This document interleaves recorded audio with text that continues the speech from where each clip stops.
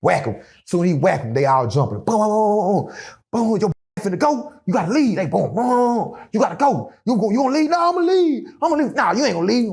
You just heard him. They mowing his ass down in that cell. All you heard is, I'm gonna leave. No, nah. Y'all, you heard, Deuce and Lil Bam, they come out the cell, they running up out the cell. All you see is a big chest piece on the ground, getting blood on it. Oh. Deuce done stuck a chest piece in his.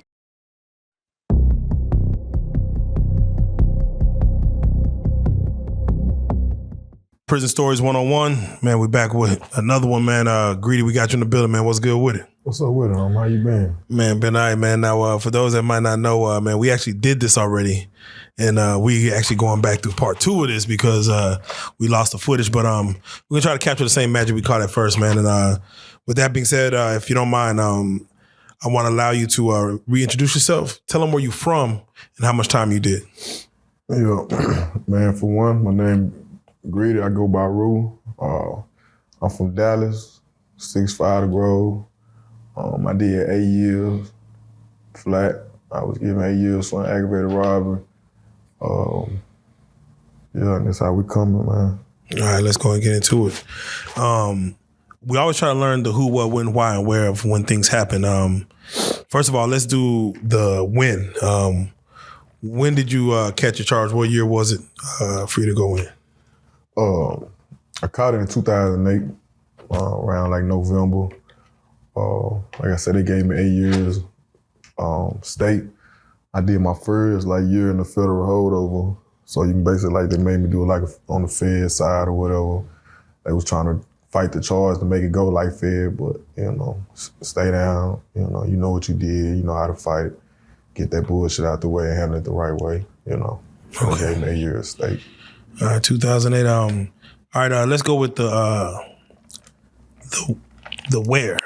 Where did you catch a charge, and what units did you serve on? I caught my charges out in East Texas, little country, little towns. I think we called Gilmore or something like that. It was little small little towns or whatever.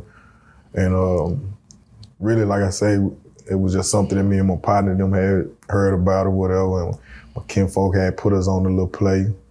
So shit, we went down there. Shit didn't go as planned. But yeah, and then they ended up giving me 8 years. It was for the people on the case or whatever, who they really wanted or who had it more so they say did the charges and shit, long story short. But I had to go to about 3 different units because when you first go down, you know what I'm saying, you young, so they'll really send you to certain units first and then they'll send you over to other units, you know what I'm saying, they call ID units, you know what I'm saying? So at first, they had me on transfer units, you know what I'm saying, Buster Cole, just some little winky dink bullshit units and shit, but I was too much getting the shit over there. So they ended up shipping me out to a unit called Torres, you know what I'm saying, down there in South Texas, out of down Michigan.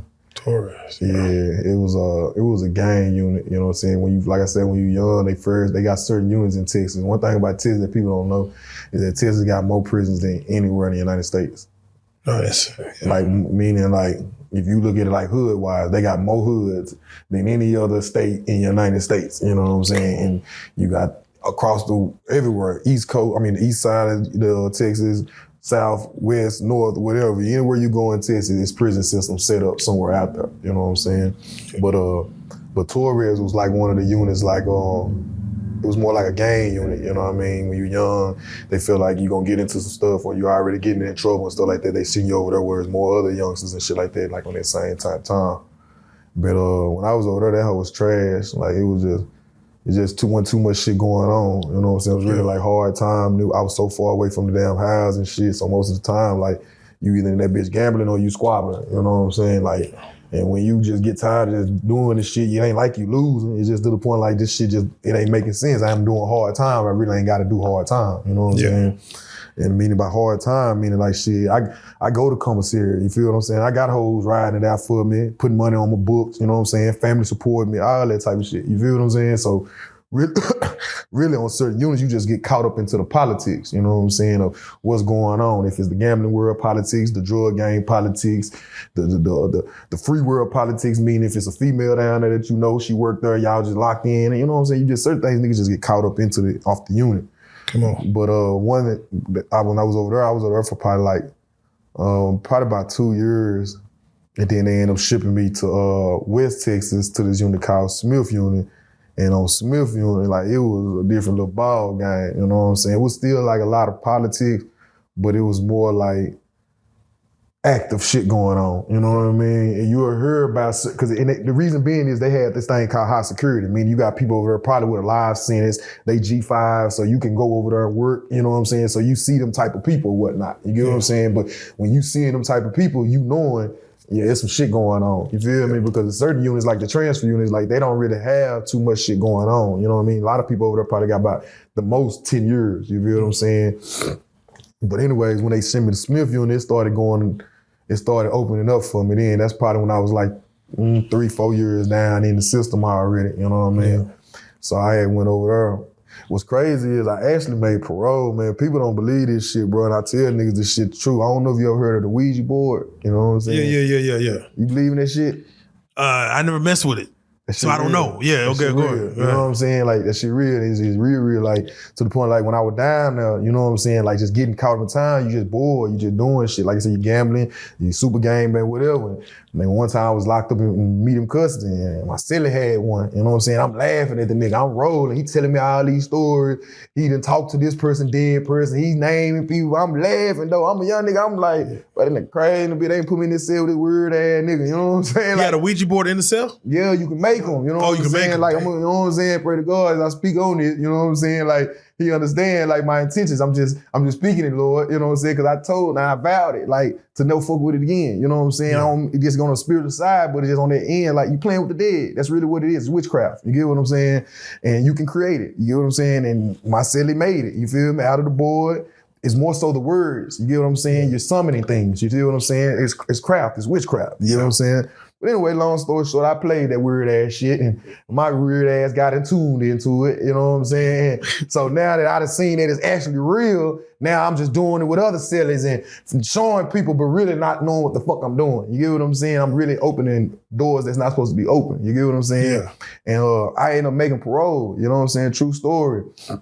This how this shit happen. When you do, I got aggravated time, if you do 4 years of half of your sentence, you can come up for parole and make your parole. So I had 8 years ag. So when I came up for parole in 4 years, but in that midst of that time, me come up for parole is when I'm fucking with this goddamn Ouija board. So it was like, just being true for real, this shit was real, bro. It would make you, things that you would think was finna happen or go on, it's like it'll turn all the way around into a whole nother type shit. You get what I'm saying? Yeah. Like in real life. So me playing it just was giving me bad luck on everything that I would think was good. You get what I'm saying?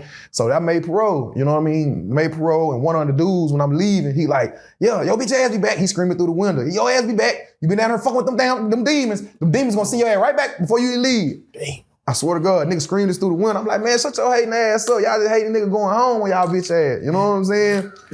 So anyways, when you go down, they ship you to a unit. You know what I'm saying? It's called, what was this unit called? The Walls unit. Yeah. And what the Walls unit is death row. You know what I'm saying? It's like, but on death row, they'll hold inmates for like transit, meaning like you'll just come over here for a little time. You probably finna go home or you finna go to another unit, whatever. So you only probably be over there for like a couple weeks.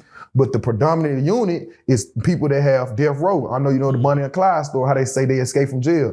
This was the unit that they escaped from. They still got like the bullet holes outside the jail and on the rails and on the wall and shit, the brick wall. It's that old, homie, you feel me? But me and my celly on my old unit used to always say, man, if I ever go to the Wilds unit, I'll play this shit at the Wilds unit. It's demons and dead people everywhere on that bit. So you gotta understand, that's what you're doing when you're playing the Ouija board. Yeah, exactly. So, but you so caught up into this shit, you just want to see more and more. It just feeds you, bro. It feeds you. You get what I'm saying? Yeah. So now I'm on this unit. Me and my celly, we used to be talking about this shit like, man, if we ever go to Wilds unit, here it is, I'm on Wilds unit. I'm only gonna be here for a couple of days though. So I'm like, fuck it, I got a celly. True story, man. This celly was from New Orleans. He only gonna be my celly for a couple of days now. So I'm automatically thinking like, hey, Sally, you want to play this thing? You ever heard of the Ouija board? Woo? Oh, son, I don't fuck with that shit. No, I don't fuck with that shit. I'm like, nah, hear me out. Don't y'all do like voodoo and all that type of shit, you know what I'm saying, in the booth. He was like, yeah, but no, we don't do that. Everybody don't do that. You know what I'm saying? I was like, man, look, Sally, no. Because you got to get shit straight with your Sally. You feel what I'm saying?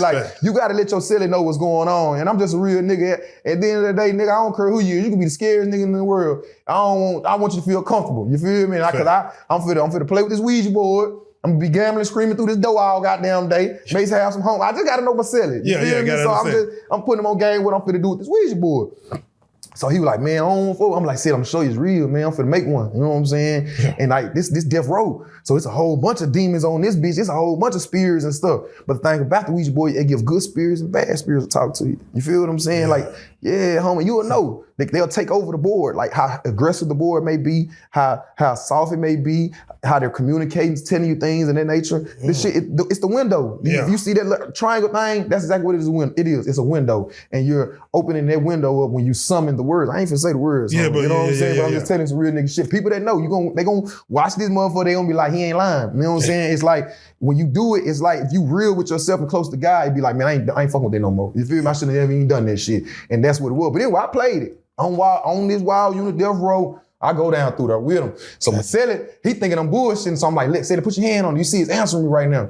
So Marcelli put his hand on. He like, man, that's you doing it. I like, man, no, it ain't Sally. Just pay attention, man. Just anybody you feel. And while I'm talking to him, I take my hand off of it. And that bitch steady moving. He look down at that bitch. Oh, Sally. He go out. He tweaking. Sally. You know, he from Louisiana. You know what I'm saying? You know how they get down and shit. He turned up. I'm like, nah, like, chill out. You know what I'm saying? Like, chill, you know what I'm saying? Like, calm down because they'll take over, you feel me? But long story short, you know what I'm saying? I fucked with the shit with the nigga, you know what I'm saying? But it went deep into that, you get what I'm saying? It was this one demonic, hey man, everybody that know that was down, it's niggas that were down there with me that went through this shit with me, homie. You feel what I'm saying? So people locked in to y'all, you feel me? They know what's going on platform, they gonna say it. It was this one demonic demon boy, the bitch had nigga name was Papa. Used to spell his name out on the board, P-A-P-A. It's a true story, my nigga.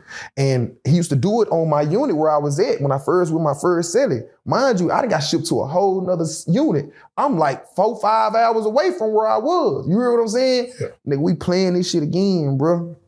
And as I'm doing it, his ass took over the board, spelling his name hard, and I'm holding the board. He's scratching it, P. And I'm like, man, this bitch ass, oh, I know you a cracker. I know you a whole ass dead cracker who just demonic and such. So it's a white boy. Huh? It's a white boy?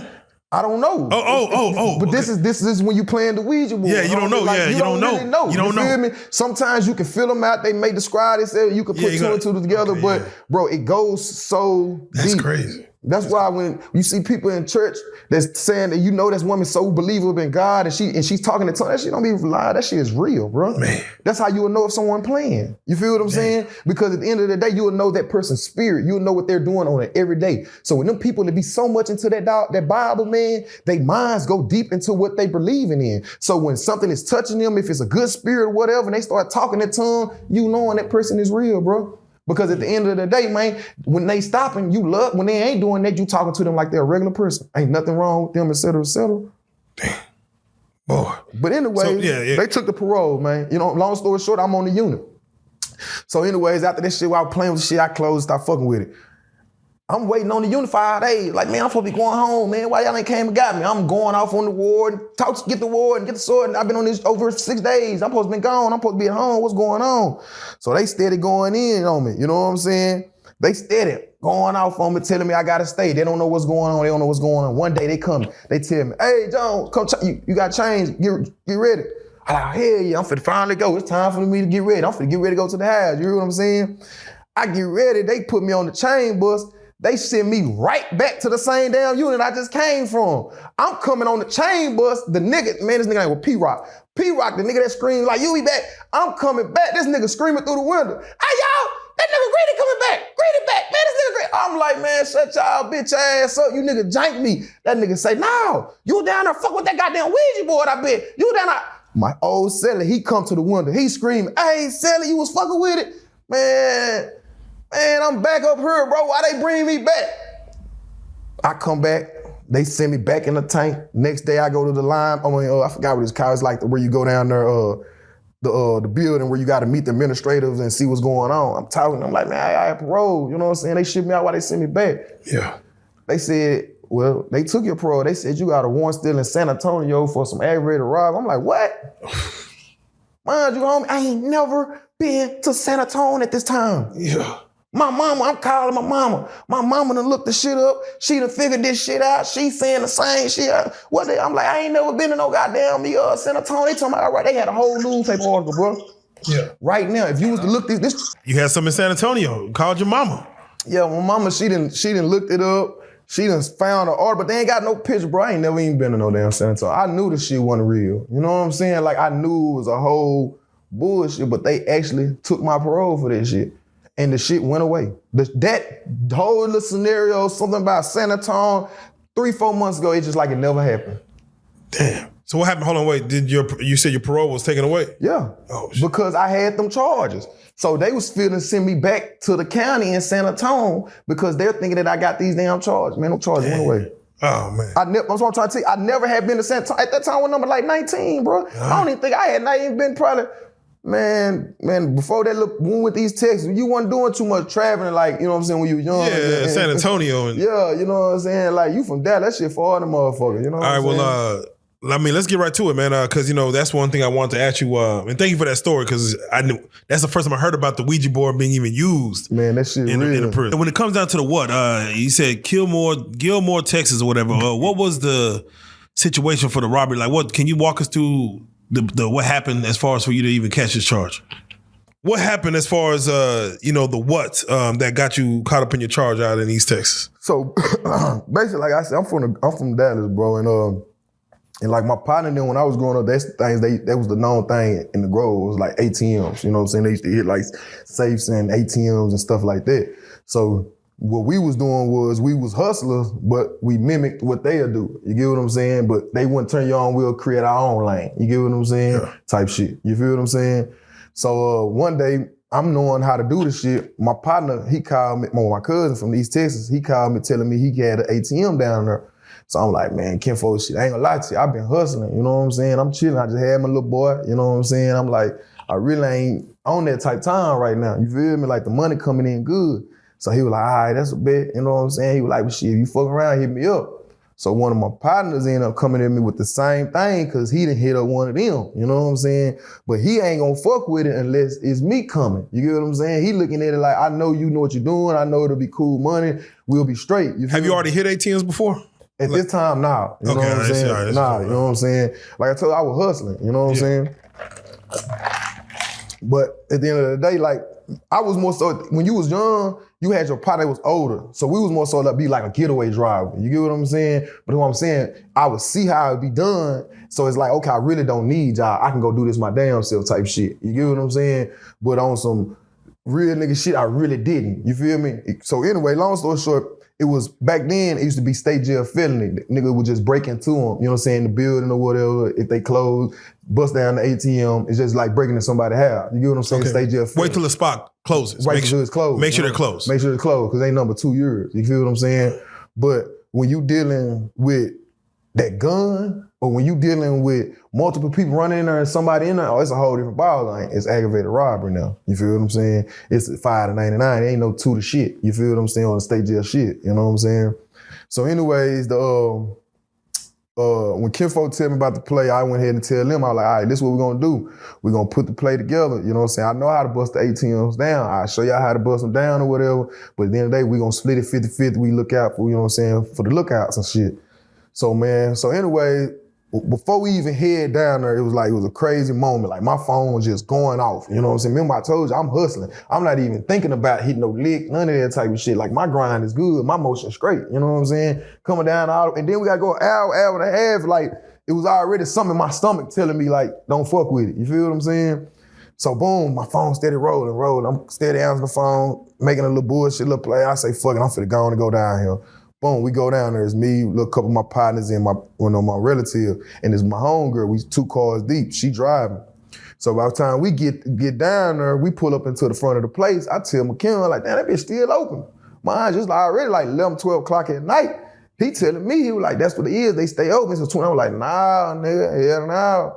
Like, nigga, we break into them hoes. You know what I'm saying? Ain't nothing but a little burglar of a building type shit, nigga. Going to this bitch with this scrap while this lady up in this motherfucker, nigga, that hoe gonna be aggravated robbery. You know what I'm saying? So he like, damn, Kenfo, I thought you went, I ain't with it. You know what I'm saying? But my partner, this my thug. You know what I'm saying? So my thug, he on some shit like, bitch, I do it. Like, I just need you to look out or, you know what I'm saying? I do it. Let them niggas wrap that chain around the ATM, we good. So I'm looking at my thug and I'm like, damn, bitch, like, but fuck it, you know what I'm saying? At this time, he told me, young nigga, you and your partners, then y'all do whatever together. You know what I'm saying? We thugging this shit out. You feel me? You want to do it, I'm going to do it. If I want to do it, you better do it. You know what I'm saying? It ain't no showing you ain't finna do it type shit. You feel what I'm saying? Now it's to the point like, is you really out here? You feel me? Yeah. This ain't no grown man game. This is a young nigga game. You know what I'm saying? Same thing that's going on right now. Them young niggas feel like, nigga, we going to do this and you don't go and you won't get in the car, my nigga, like, nah. That's the shit that's going on. You feel what I'm saying? That's why a lot of these young niggas getting backdoored home. I'm telling you, some real nigga shit. Because they coming out here and they playing. Yeah. And they playing with the young niggas that's really out here doing this stupid ass shit. Yeah, what's the age? You what age at this time? 18. And the oldest person in this play is how old? Probably like 27, 28. You know what I'm saying? Yeah, he old than a bitch. He was already up in age on that. That's what I'm saying. He had us about a, you know what I'm saying, the little bro ass shit, you feel what I'm saying? And niggas just trying to get to play. Like, you making it seem like it's finna be cool money because we may know what we doing, but we really don't. You feel me? Well, how much were y'all expecting to get out of this play right here? Like, how much was the thought process? Like, here's how much we gonna get. Man, back then you really was like an if a go. You know what I'm saying? You hear rumors, niggas saying how they didn't hit for 80,000. You got niggas that didn't hit for 110,000. Then you got niggas that probably only hit for like 5 or 10,000. You know what I'm saying? So it's like, by being down there, we was just going on the look of the draw. You know what I'm saying? It's only country times, only one. They probably putting all their money in. I'm telling you, thinking you got the philosophy to this shit. You thinking you put this shit together. You know what I'm saying? Oh, it's a small town. It's one ATM.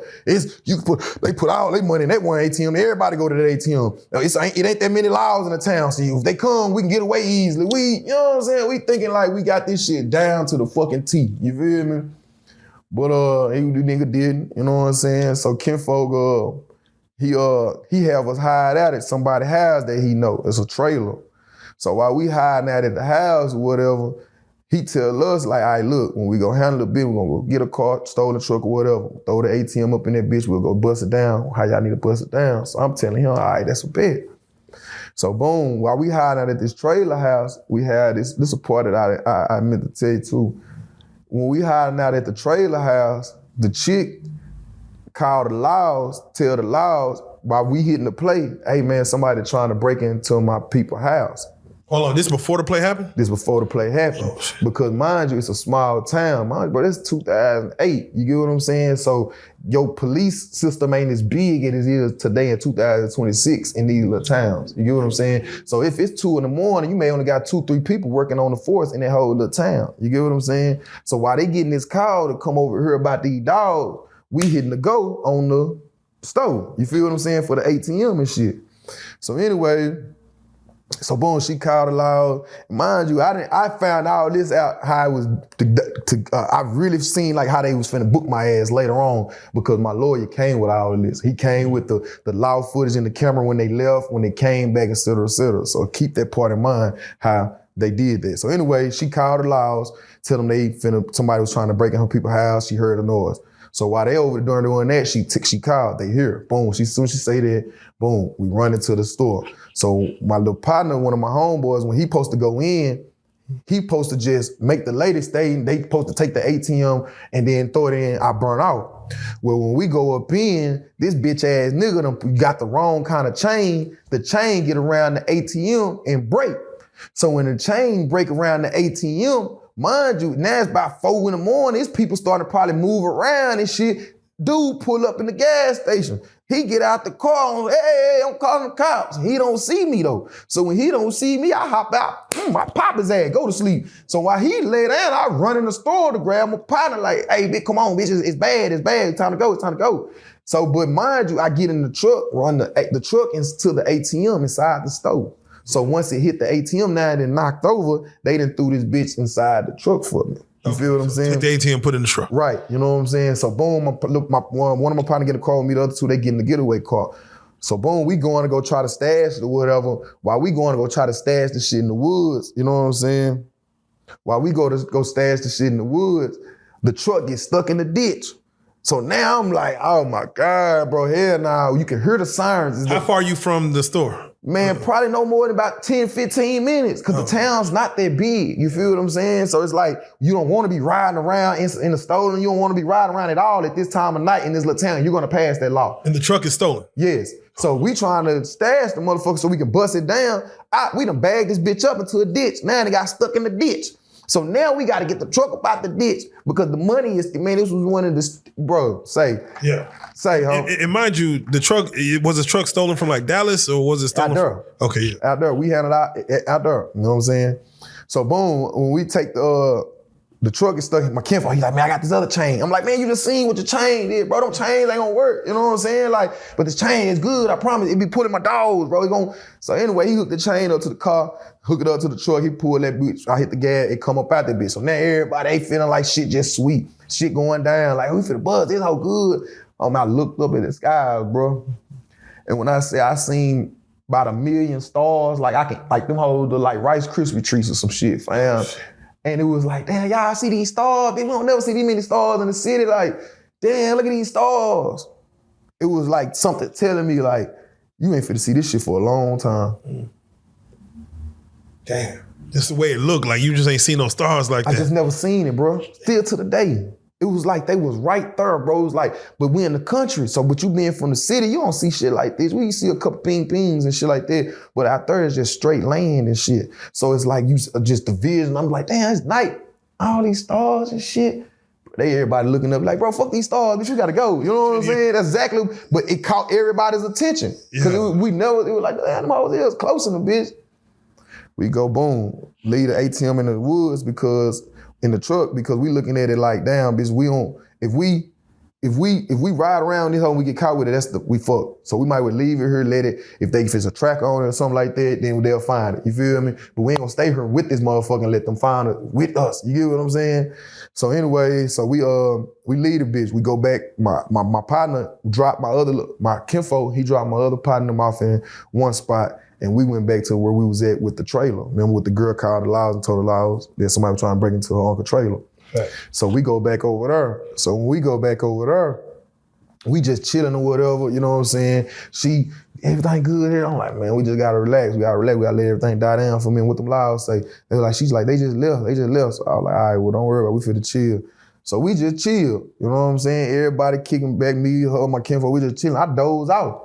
When I doze out, I wake up, I'm like, man, kinfolk, we gotta go, man. I'm like, man, we gotta get back to the city, bro. Hell no, we been down here too long. Hell no, this ain't how this shit roll. You feel me? Facts. So he was like, all right, but don't move, fam. Like, Laws outside. I turn around, it's about 10 Laws outside. Different counties, they standing outside, nigga. They basically knowing what's going on, but they not finna tell me they know what's going on. So they come to the door talking about, yeah, we're just doing a follow-up on a call about last night. Our officers had to leave, said someone called about someone stealing some dogs or breaking in the house. So I tell them don't let the nigga in. They let the nigga in. I'm hiding in the back room. He bring me back. Say, oh, sir, can you come stand outside? I stand outside, me, my kinfolk, my home, everybody spread it out. One right here, one right there, by Eli, everybody spread it out. Boom, they take us down to the police station. They like, we just want to ask some questions of such. I don't want to seem suspicious, because I could either say it now, but I don't want to seem suspicious. You feel me? Because he just made it seem like I just want to ask some questions about, somebody said a call came here last night, and we just want to make sure everything good. But I'm knowing he know what he talking about. Boom, we go down to the little police department, little room, whatever they want to call it. They got me, my little Brits, and my kinfolk sitting. They called my kinfolk back first. He back there about 30, 45 minutes. So I'm already knowing, like, man, this bitch had running his dick suckers. Damn. That's all I'm telling myself, like that, and they running his dick suckers, man. Like, ain't no way in hell. Ain't no way in hell. Boom, he come back. He sit down next to me, like, he just swerving down. I told him, I met you and you rode down with me. So he whispered at something like, well, I'm thinking, okay, he probably put a little play together, you know what I'm saying? Yeah, we may be cool money. Boom, I whispered to my little homegirl, like, hey, just say we rode down with kinfolk. Mr. Hot Terror, we're gonna go ahead and take you back. They grab him. I'm like, oh, they letting us go back. I'm like, shit, we may be good. You know what I mean? Boom. Little mama, she come out no more than about 10 minutes. I'm knowing, like, yeah, I know her. And she did that. Because I know her, you feel me? She ain't trying to hear shit. Her mouth hurt. She said I remember she had an abscess. Because she was already whining about her goddamn mouth hurt and shit. You know what I'm saying? Yeah. She was talking about going back to the city anyway. So she went in there, she didn't say shit. She sat next to me. She say, they swerving down, they got you on camera. So now I'm looking at her like, oh, bitch, did you say something now? You know what I'm saying? I'm like, bitch, what you say? She like, hey, they swerving down, you got you on camera. I'm like, man, come on. So, Miss Rogers, we're gonna go ahead and take you back now. So I'm like, well, shit, they took her back and shit, they got me on. But this whole time I'm thinking like, but I'm still here because none of them was on camera. You see what I'm saying? Regardless if they had something to do with this shit, none of them was on camera. You feel me? So boom, as soon as I go in there, the law sit me down. The first thing he say, so it's crazy ass same thing you said. How much was you expecting to get up out the ATM? I said, huh? I said, man, I thought you said you brought me down here to ask about some dogs or somebody breaking somebody's house. No, I just want to know. You know what I mean? I've been seeing a lot of this type of shit going around and down here and things, and I just want to know, what do y'all be getting up out of them and things of that nature? I'm like, out of what? I don't know nothing about no ATM or nothing like that. He like, yeah, the store you robbed or whatever. You and your friends. You didn't rob him. It was really your friend. Your friend's the one that went at the gun. You went in there to grab him and tell him to come on because he wanted to go in there and do some stupid shit. So you was trying to tell him it was over, let's go. But that's how the bitch ass talking to him. Yeah. So I'm looking at him, I'm like, oh, man, look, man, I don't know what you're talking about, bro. You doing some other shit now. He going in like, yeah, I've been doing this for so long. One thing about me is I'll never put something or accuse somebody of something if I'm not 100% sure. I say, so you tell me you got 100% conviction rate, whatever it is that you do? He say, ask about me because you're going to go in there and you're going to get to talk about me. I said, going where? You're going to jail. Looking at me for what? He talking about aggravated robbery. Like, come on, man. What the fuck are you talking about aggravated robbery? Mind you, I done lied about everything. My name, where I'm from, everything. You have no wallet on you. Does anyone have ID on them? Everybody's okay. Hell no. Don't nobody got nothing. You know what I'm saying? No, phones weren't even really like that back then. Yeah. The phones in Dallas couldn't even work down there. You had to get somebody. That was another reason we were staying down there, because we stayed down there so long because we had got somebody's phone and my kinfolk was waiting on her to come get her phone back. We had to use her phone. The phones didn't even work. You feel me? There wasn't no phones from this like how it is now. You feel what I'm saying? It was a fucking phone for that county or phone for that region, whatever it is. You know what I'm saying? So anyway, they tell me, you know what I'm saying, you finna be charged every robbery, and instead of bitching about her, they don't really want me, they want the guy with the gun, and I, like, bro, it's like y'all accusing me of shit, I don't know what y'all talking about, like y'all steady saying this shit, like, what are you talking about? You know what I'm saying? They were like, where's your friend? The friend that you rode down with, what friend? Who's the friend? Like, I really don't know, you confusing me, you know what I'm saying? Who you talking about, Cordell? Cordell? Yeah, Cordell. Where's Cordell? Who Cordell Sims? I don't know if you remember, Texas used to have a quarterback named Chris Sims, you know what I'm saying? Oh yeah, hell yeah. That was the quarterback then. So around that time, so my mind just think of a name that you wrote down here with somebody. Yeah. So I'm like, yeah, Cordell, but I didn't really even know my partner, my kinfolk name like that, the one that just left. You know what I'm saying? So I'm trying to make my story sound right to what he done said, what I done said, everything. Yeah. So all that shit is out the blue. So he was like, you know what? We thought you were smart. You tried to change your clothes and all this and that, but one thing you didn't change your shoes. And I looked down at my shoes and I'm like, what the fuck you telling me? Like, yo, those shoes? Yeah, I got those shoes on camera, on my camera. You going inside that store and your face, you threw your hoodie on, but I can still put a system together and it can magnify you and describe you. I'm looking at him like, bro, this shit crazy. I don't know what you're talking about, bro. Now I'm to the point, I don't want to talk no more. Man, you going too deep now. You scaring me. You're like, what am I scaring you? You don't think y'all was scaring that lady? Look, man, I don't know what you're talking about, man. I don't want to talk no more. That county was so small, bro. When I walked out, bro, they had damn near like a whole news report outside. Oh, shit. Like a nigga just did some breaking ass shit, bro. Straight up, my nigga. Like, and I'm looking at it like, damn, nigga, like, y'all don't even know, nigga, y'all. Back then, wasn't no clap. You don't want this attention. You feel what I'm saying? Like, it wasn't that type of shit going on. So I'm like, damn, this shit finna go no, but it's the news down there. You know what I'm saying? And whatnot. But facts. When it comes to you knowing, like, all right, because you're gonna try to give a story. At what point do you be like, man, all right, like you said, let me just not even talk. You got what you saying, what you got. You 100% sure. What? Yeah, let's go and get once to it. Once they started talking about that aggravated robbery, and once he mentioned them shoes or my shoes, it was like, I ain't finna tell you. I know you right, but in my mind, I don't want to talk. Was he trying to offer you something to give up other names? Like, nah, it's gonna be easier on you if you robbery. See, they were saying if I would have told on my partner, it would have dropped the aggravated robbery, and it would have made it just accessory to a robbery. You see what I'm saying? So you believe that shit? Do you believe him? Nah, you know what I'm saying? Hell nah. Like me knowing, like just like I say, bro. Like now, even then, like when I was young, like I had already gotten in literature when I was younger, so it was like I kind of already knew, like I knew how to play the game. You feel what I'm saying? Like, just shut the fuck up. Like, they don't believe your story that you come with it in, and then they coming a little too aggressive. Like, fuck that shit. You know what I'm saying? Because at the end of the day, like, if you know what you know, I wouldn't even be talking to you right now. You get what I'm saying? And to the point, like, they really didn't even have enough to charge me just off some fucking shoes, bro. Like, I won with the 8 years, you know what I'm saying? They went from fed me fake, it was federal bullshit holdover to the state taking it from 30 to 25 to 20, 12 to 8. Yeah, hold on. Are you, so they book you, are you having to sit in their county? Do you come back to Dallas or No, you're out there? So basically, like, since I caught the charge out there, they making me stay out there. You see what I'm saying? So now I gotta now I gotta fight it in this little hippie ass town. Oh, shit. Like it's an 8-man tank, and out of 8 people, it's 5 of them crackers and 5 of them white boys, and the rest of them are probably 2 niggas and 1 Mexican. Damn. Are you talking to these guys? No, because the nigga in her either a punk or he a snitch. Like, straight up. In them federal holdovers, like, 8-man tank, 5 niggas in this hoe snitching. 1 of them a dope fiend snitch, another one a dope boy type snitch, another one like a undercover punk snitch. Like, it's just the type of shit that go on in the feds. You know what I'm saying? Like, in them type of situations, especially in them holdovers, federal holdovers, because you got the state mixed in with them niggas too.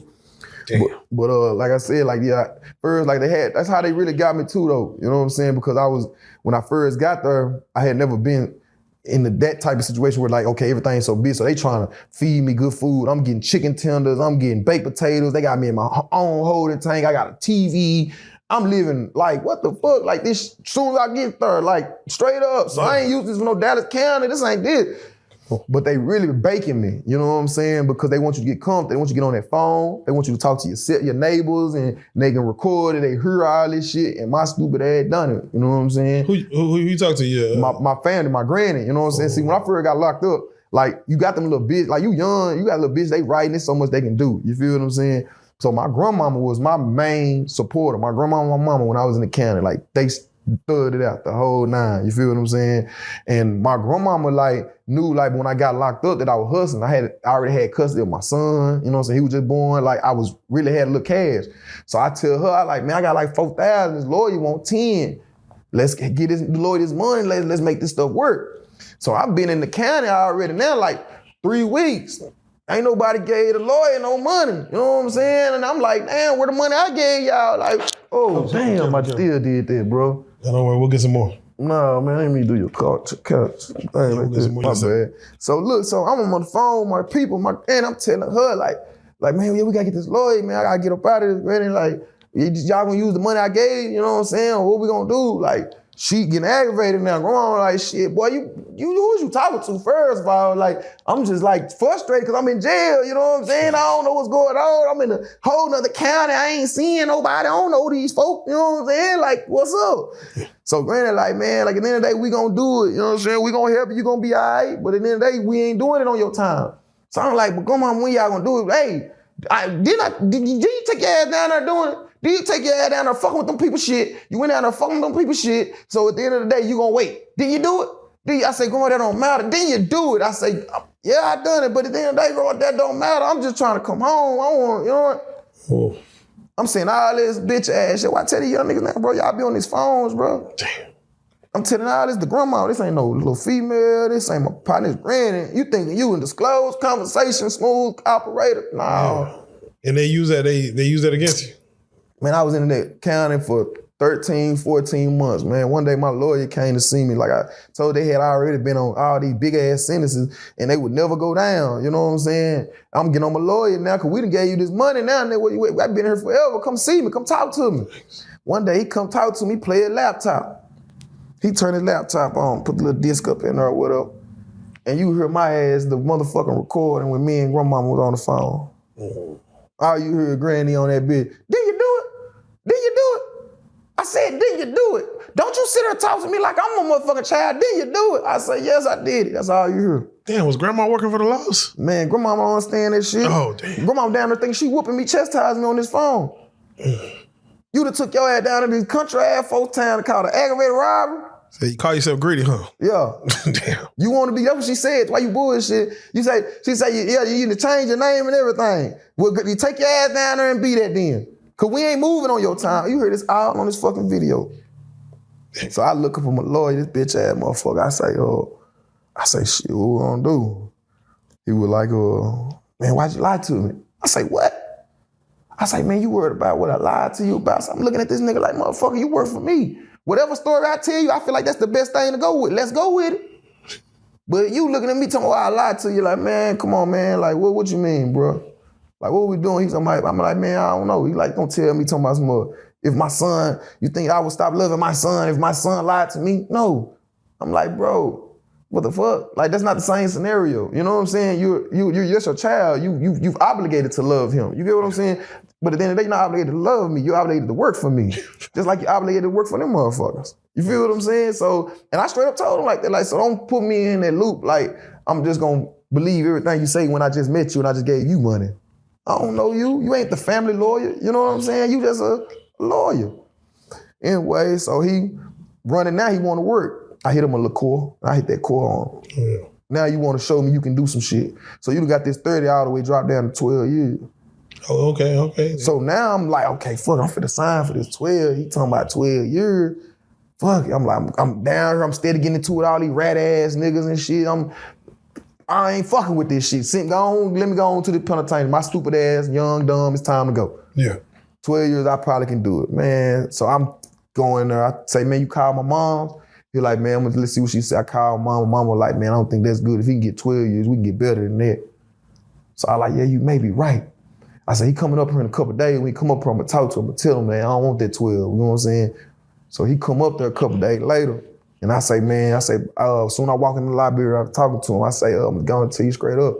I like, shit, I ain't feeling that 12. I've been doing a lot of praying and I feel like, you know what I'm saying, the best thing for me is to take what's the best thing for me. And 12 years, man, that's too much. I ain't do it. They know I ain't the robber. They know I ain't the one with the gun. Like, nah, man, like, he was like, but that's the thing. They want the guy with the gun. And if you get him with the gun, I know I can get you probation. I'm like, bro, we already passed this. Why are we steady playing these Mickey Mouse games? That's when you start to get mad at your lawyers, when they start to play them Mickey Mouse games. Like, that's how I'm knowing you work for me, man. Yeah, like, come on, we already passed it. You know what I'm saying? So he's some little slick ass. He's like, well, I don't know who you've been praying to.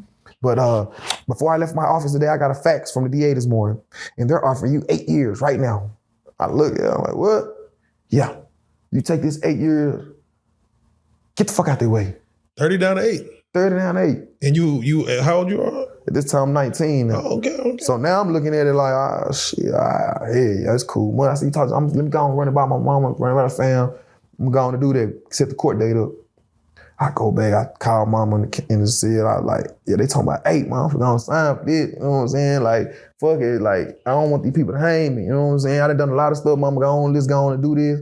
And let me come back righteous. You know what I'm saying? My mom was already on some G shit. My mom was already right, bro. You gotta remember, my son had just been born. I was just doing a little hustling, selling a little weed. You know what I'm saying? I got my own apartment, 18 years old. A young nigga, that's really good shit. You feel what I'm saying? Right. So your path is really going good. If I would have never just went down and did this for my partner, no stupid ass. What was your plan if you would have came up on the lick? What would you have done with the money?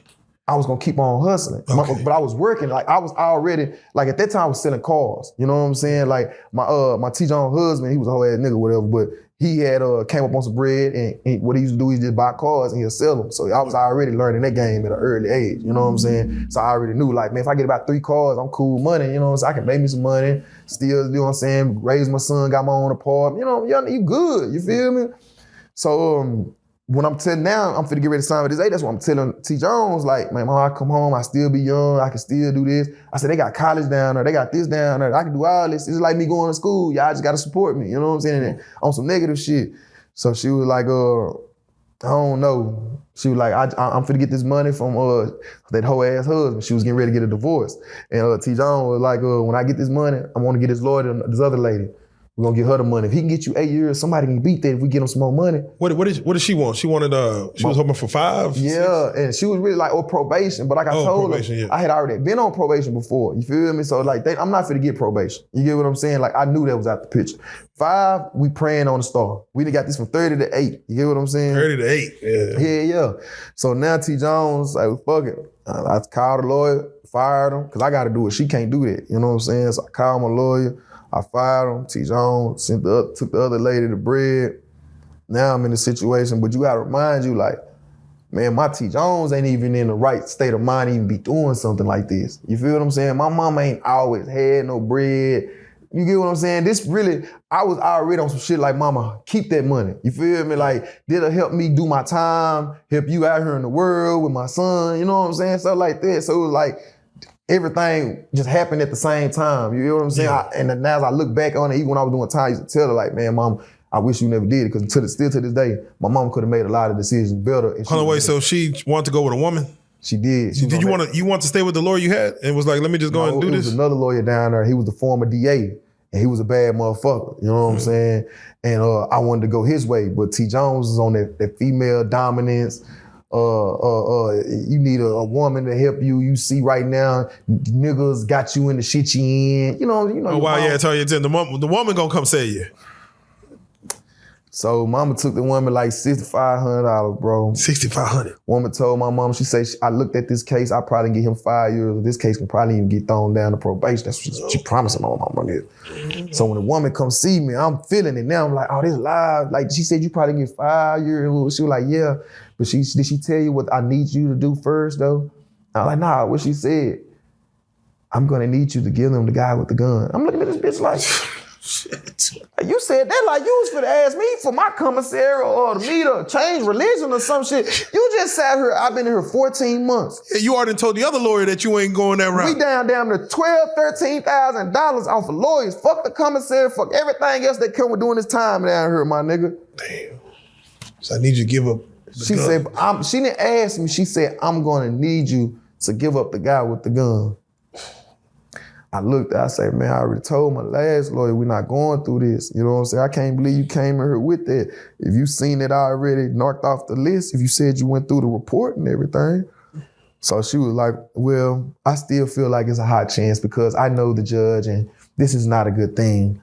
So I'm looking at her like, all right, so what you saying? Now my street shit kicking in like, man, this bitch on some bullshit. Like, she finna take that money and she finna make me go on her sign for that 8. You know what I'm saying? So she was like, well, I'm finna give me a couple of days and I'll get back with you after I talk to the judge or whatnot. We're gonna get this 6. Don't even worry about it. I'm gonna get it. 2 days later, they called me for court. I'm like, I ain't got no court. They always reschedule mine. I lay, but they're like, nah, you really got court today. Get up, you gotta go to court. So when I get ready to go to court, I'm like, man, before I go in this courtroom, I need to see my lawyer. You know what I'm saying? Where my lawyer at? So she's standing there, we go in the room, I'm like, what's going on? They tell me I'm finna sign or something. She was like, yeah. The judge, he didn't want to go off of the 8, and they're saying if you don't sign today, they're going back up. I'm like, damn. So what T. Jones say? What my mama, was she feeling this? You know what I'm saying? She was like, yeah, she feel like it's the best thing for you to do. She feel like you've been doing this too long and everyone's tired.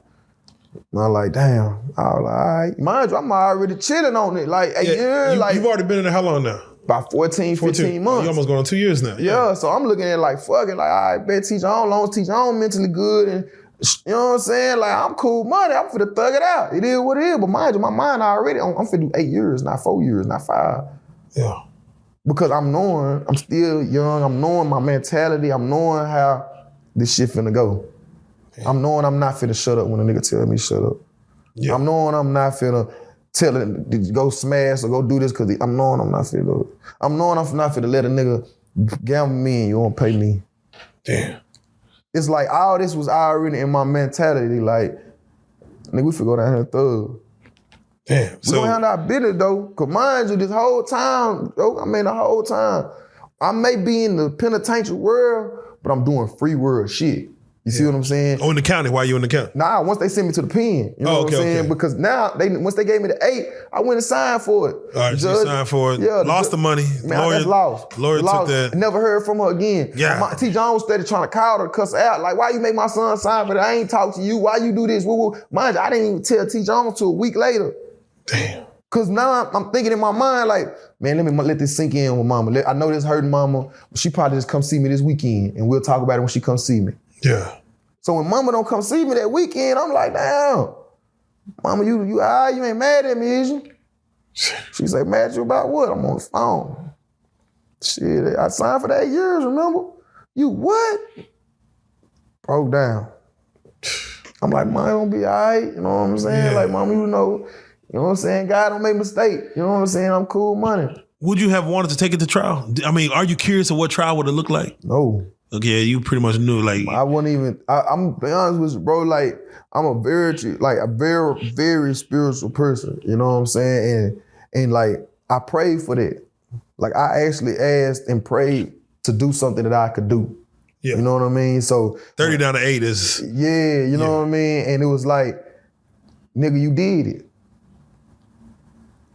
Like, they gonna beat you. You take this shit, you know, I forgot what the fuck this motherfucking name. The damn DA had only lost one trial. That was the whole reason why I didn't want to do it. Man. The DA had only lost one trial. And the niggas that he lost it to, they beat him and he booked them on something else and gave him 30 years. Damn. On a bullshit small little dope trial, it was like a zip or something. Yeah, you gotta look at that. Now, the last conversation we had before we get to your actual prison sentence, we were speaking on 2008 is when Obama won, and For real. that was like a proud moment for yourself. But yet you got to go. You're about to go off and do this crime and do this time. I went to jail the day Obama won. Damn. The day Obama won president, we was in the crib. We was in my crib. I had an apartment in the hood. Me and my partner, everybody in that bitch. They say in the winter, so because he barely won. Everybody thought he was gonna spank something, you know what I'm saying? But the first time he barely won, you know what I'm saying? And that's how black folks is. As soon as we go outside, you see everybody running around. Obama won, we got a black folks. The females, niggas, everybody, niggas shooting everything. They was shooting, yeah. They was doing everything, bro, you know what I'm saying? But man, when that shit went down, like, I'm telling you, like, that's how when I got like in 08, I seen like the world history just started just switching up. You know what I'm saying? Like with politics, from music to people to culture, like everything. Like in my opinion, I believe that's when a lot of stuff like became more the world entertainment. I see what you mean. You get what I'm saying? Yeah. Like just honestly, I seen it then. You know what I'm saying? Because I was from a distance looking in. Like I look at a lot of these Instagram models that we see today. A lot of these Instagram models, bro, we used to see them in jail, bro. They used to be in magazines, old like Smooth magazines and what was the mother magazine they used to have in jail? Yeah, King. Stunner magazine. Yeah. Bro, we been seeing these girls, bro. You know what I'm saying? Like nigga been busting them up. You know what I'm saying? Yeah. Like, niggas, they had them right above the title in the mirror. You know what I'm saying? All right, well, let's get right to it, man. Is there anyone in county that prepares you for what you about to experience? Like how to do your time? Anybody setting you up? Are you talking to anybody about what's about to happen? Yeah, no. Like in my situation, you know what I'm saying? My situation, no. Because like I told you, I was in a whole other county. I went in the city. I went around people that I knew, you know what I'm saying, or knew me or knew my people or something like that. Now, I'm down here with some niggas that super gang, think they super Crips, cause Zero was popping in. So niggas down here that's snitching. Niggas down here don't like me cause I'm from Dallas. You know what I'm saying? Like it was just too much, that type of shit. So most of the time, like I told you, like when that county, I was down there squabbling, gambling, and really on their phone, you know what I'm saying? Really trying to work my case, you know what I'm saying? Because at the end of the day, like, you couldn't talk to niggas down there. Them niggas down there ratting. Niggas just be in our tank, nigga. We'll be sitting down playing cards. You'll have an agent, full suit, come to the window, knock on that bitch. Hey, look out, Mr. Joker. Hey, you get dressed. We need to go talk about that case in the library. I ain't trying to talk. You ain't talking about helping me and my brother get out this situation. I ain't trying to talk. But we gonna work. We gonna work. Come on. Get dressed. That's how the rats is now. And the rats be on some whole different level shit, bro. They do it right there in your face. You know what I'm saying? So a nigga like me, like I'm young and I'm already knowing the mentality of the streets codes and all this whole ass shit. It's like, hell nah, nigga, I ain't even feel it. I don't even gotta talk to you niggas. You know what I'm saying? Like straight up. I done knocked a little female guard. I got my little partner down here. He done put me down with his sister. She come visit me. Like, I'm straight. I don't even want to talk to you niggas. You know what I'm saying? Like, can you speak on what your first day was like, or at least your first 72 hours, as far as getting assigned a number, getting acclimated with a cellmate, even going to sleep? I'm gonna give you some, man, long live YK, man. I'm gonna give you some real shit. Like I told you, you had different units. You had the transfer units and you had the ID units. So when I first got to the transfer unit, it was so, like that shit watered down, bro. You know what I'm saying? When you young, like 9, 10 times, a young nigga can hold his own. You tall, you got something from the shoulders, you know how to think, you know how to talk, you'll be good. You know what I'm saying? May get a heart check or something, get past your heart check, you doing the rest of your time. You know what I'm saying? But a nigga like me, I was already kind of known, you know what I'm saying, pulling up on the unit because there was a lot of Dallas niggas over there. The transfer unit wasn't too far from Dallas, you know what I'm saying, about an hour and a half away from Dallas. So it was a lot of Dallas niggas over there and shit. So once I'm pulling up, I'm really cool, you know what I'm saying? Like, I really ain't gonna act like the transfer unit was that. It wasn't shit, you know what I'm saying? Like, it wasn't shit to the point like I had to get kicked off the unit just so I can do time, you know what I'm saying? They used to have this thing called Ho Squad, you know what I'm saying? Used to have to make it cut the grass with these little agates, you know what I'm saying? Yeah.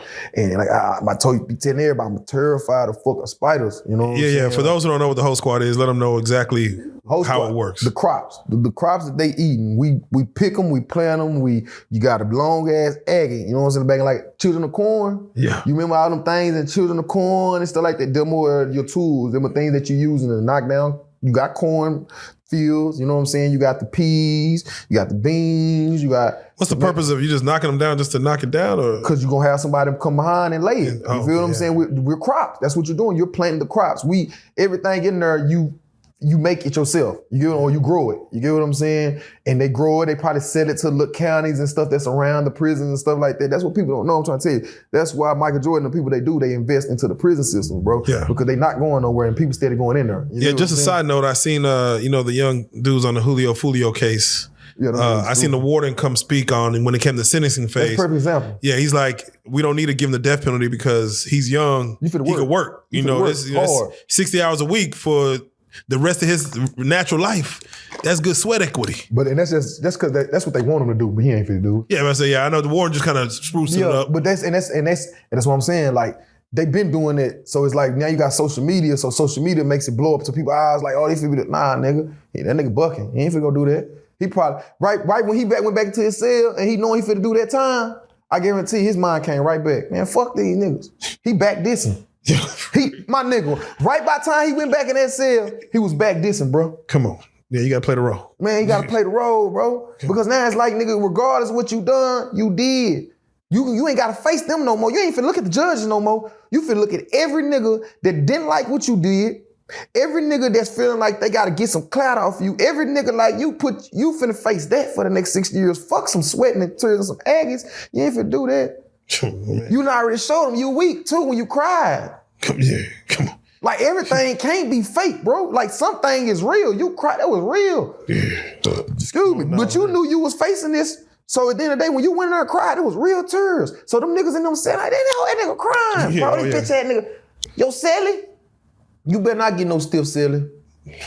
You finna be watching them draws, 2 suits. All them niggas hoes. Only one that was that bright nigga, yellow nigga, bro. That nigga hoe, bro. That nigga hoe, bro. The other nigga, the one that was big nigga was laughing at the nigga like this. Because he did what he did. He know what he did. Nigga, y'all killed my cousin. Come on now. I'm standing on it. My family finna ride this bitch out with me. That nigga, he hurt. His family looking at him like, you dumb, like, like you 20, you young, why you do that stupid ass shit? For real. That's what he thinking about. He thinking about doing that time by himself. He ain't thinking about that what that judge said, bro. Damn. Bro, that's what it is though. Right. In Aggie world, you know what I'm saying? You going down there, you hitting that whole squad. And I were you open? Yeah, were you open to doing the whole squad? Were you like? At first, I didn't know what it was. You know what I'm saying? Niggas was talking about it, and then I worked out.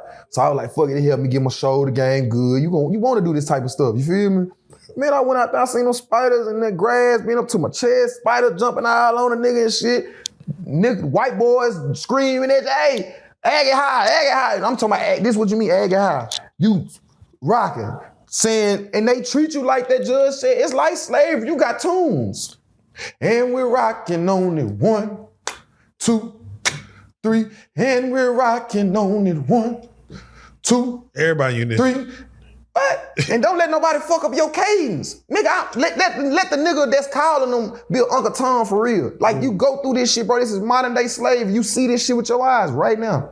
They doing it right now. Then, Spider, you stepping on them hoes? You trying to kill them hoes? Too many, bro. You would look down, bro, and that bit, like I was talking about them stars, you would think you seeing a whole bunch of stars down there and they black and they big. They call wolf spiders. Them whole jump. They jump, nigga. So if you do this to one, another one, they jump. Oh, shit. They jump. You know what I'm saying? So a nigga like me, like, they'll hit him with your aggie. Hit him, you big as fuck, man. It's a lot of them.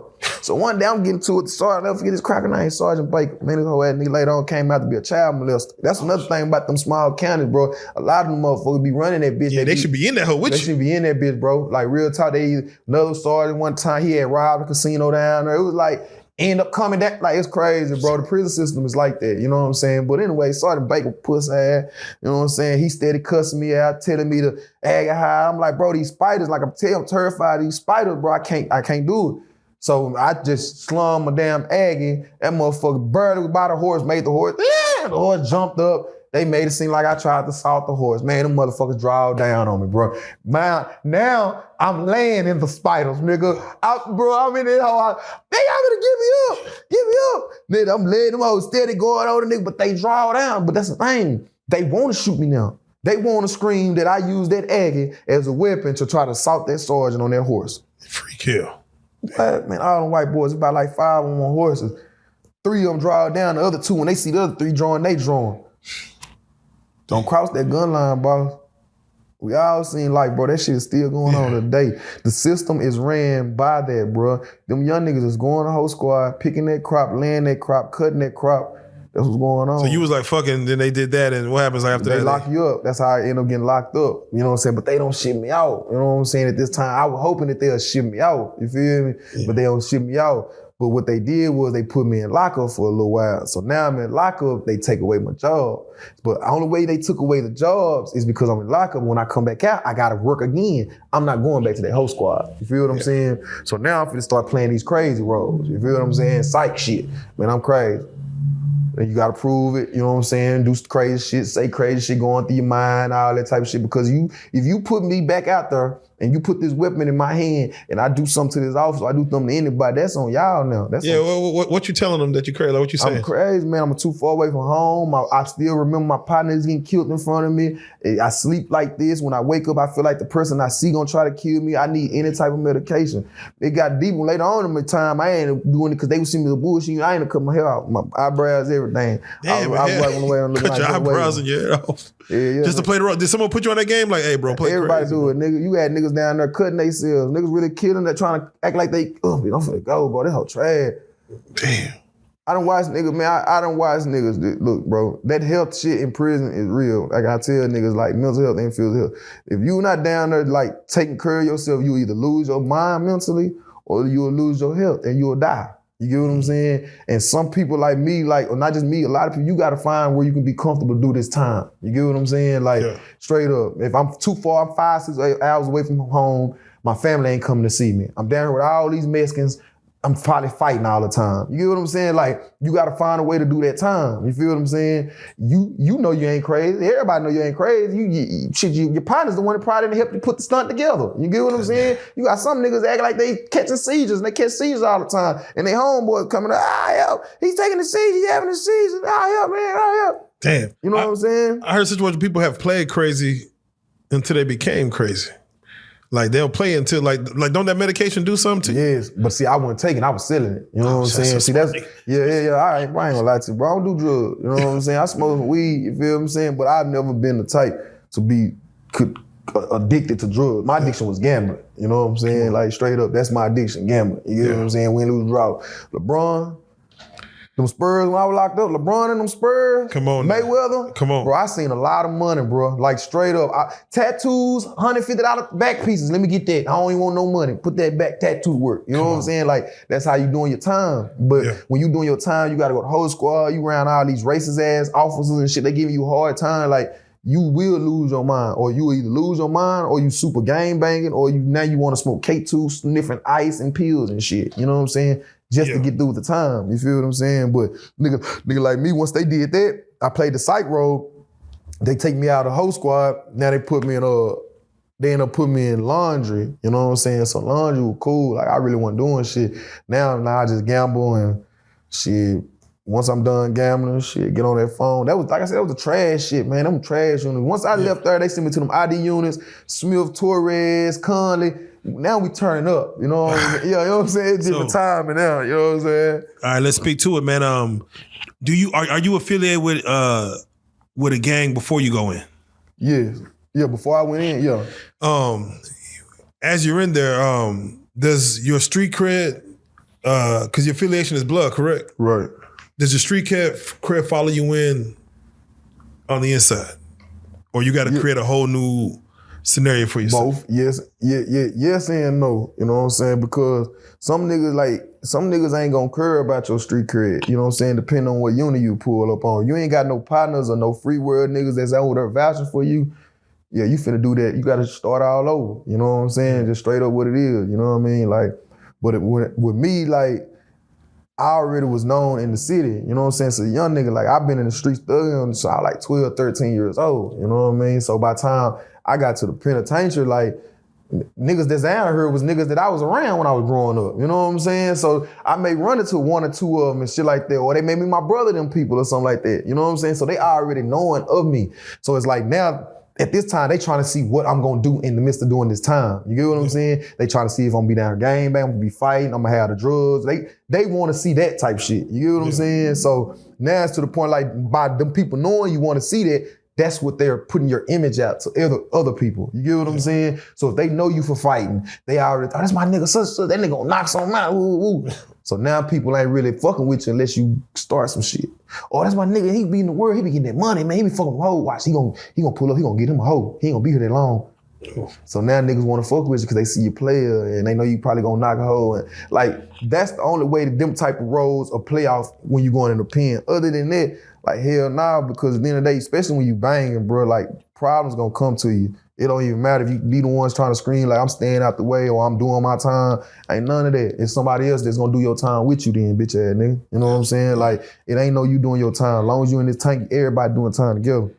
So if you feel like you banging, you gonna bang this shit, or you ripping, you gonna rip it. You know what I'm saying? You were telling me that somebody that you came in just to see how you were, he told you he was from somewhere else. Just to kind of test and see if, you know, who you are. Say it again. Just whenever you come into the spots, and you meet somebody, do you ever have a situation where someone would, let's say they know you from the free world, like they heard of you, but they're gonna act like they don't know you, or how does that work when you know someone from the free world? Do they introduce themselves as like, hey, bro, you remember I was whoop to whoop or what? You know, I was over there with. Yeah, cause you run into, like I said, you would run into a lot of partners from the free world, you know, so niggas that you know. But I'm gonna be honest with you, you got the Mexicans that be switching up down there. Oh. So the Mexicans will be niggas you probably was gang banging or thugging with in the world. Now they come down here, they ain't doing it. They ain't blood, they ain't crib, now they tongue go blast, or they saying where they home or whatever, you know what I'm saying? So now it's like, bitch ass nigga, you know what I'm saying? Like, I gotta go home with you. We gonna see this shit again. You know what I'm saying? That, like, them be the ones like a nigga be feeling the way about. You know what I'm saying? But like with niggas and shit, like when you really pull up on a unit, most niggas gonna check you when you come up on that bitch. It ain't, you not even gonna probably, unless it's somebody in that tank, you know, from the world. Mind you, the unit is big. It's like a college or a high school or something. It's probably about 13, 14, 1,500 people on that motherfucker. Okay. You feel what I'm saying? Some got 4,500. You feel what I'm saying? 5,000 people on this one unit. It's a lot of people on some of these units. You feel what I'm saying? Yeah. So you may not even see these niggas that you know until one day y'all may go to chow, one day y'all at church, one day y'all at rec, and you be like, what up, Joe? What you doing, nigga? What up? You know what I'm saying? But other than that, shit, when you get off the bus, niggas already sizing you up.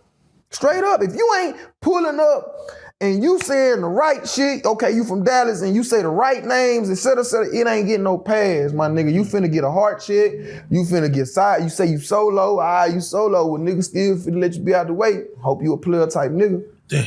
Even the toughest get sized up. That's the thing niggas be tripping on. I hate niggas that say like, bro, big niggas don't fight on the tough.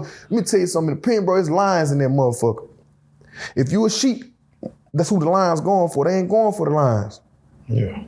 Yeah. Period. Nigga, what lions you see out there eating each other, fighting each other out there right now? Them niggas sitting back in the prey, laying on top of each other, kicking it back, whatever. They respect each other. Yeah. Or you a sheep, nigga, you the prey. We coming for you. That's how, nigga, that's the straight what it is down there, my nigga. So if a nigga come in that bitch and they see you, that's what they doing. They trying to see you a lion or a sheep.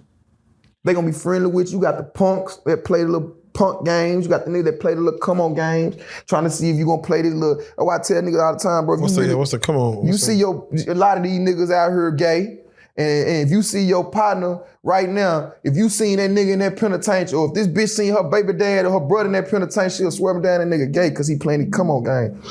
And the come on game is right now. If I see you paired by me and I'll be like, what up, bitch, you good? Slap you on your ass. Oh, shit. The fuck?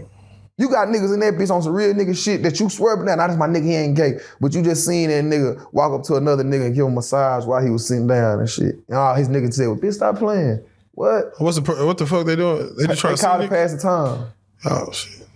But 85% of these niggas down there, they playing it, bro. And out of that 85% of them that's playing it, 50% of them undercover or exposed for being some homosexual faggot shit.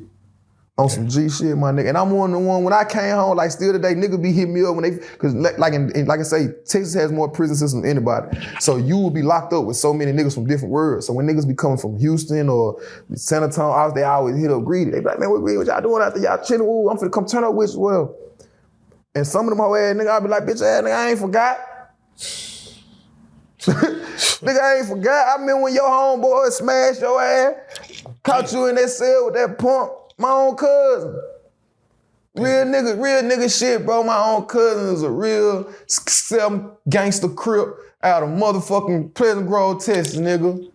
Nigga killed one of my little partners when we was young, named Lil Billy. Long little Billy. My own cousin did it. Yeah, I one brought my little cousin. My mama done brought him to the Grove when we was young.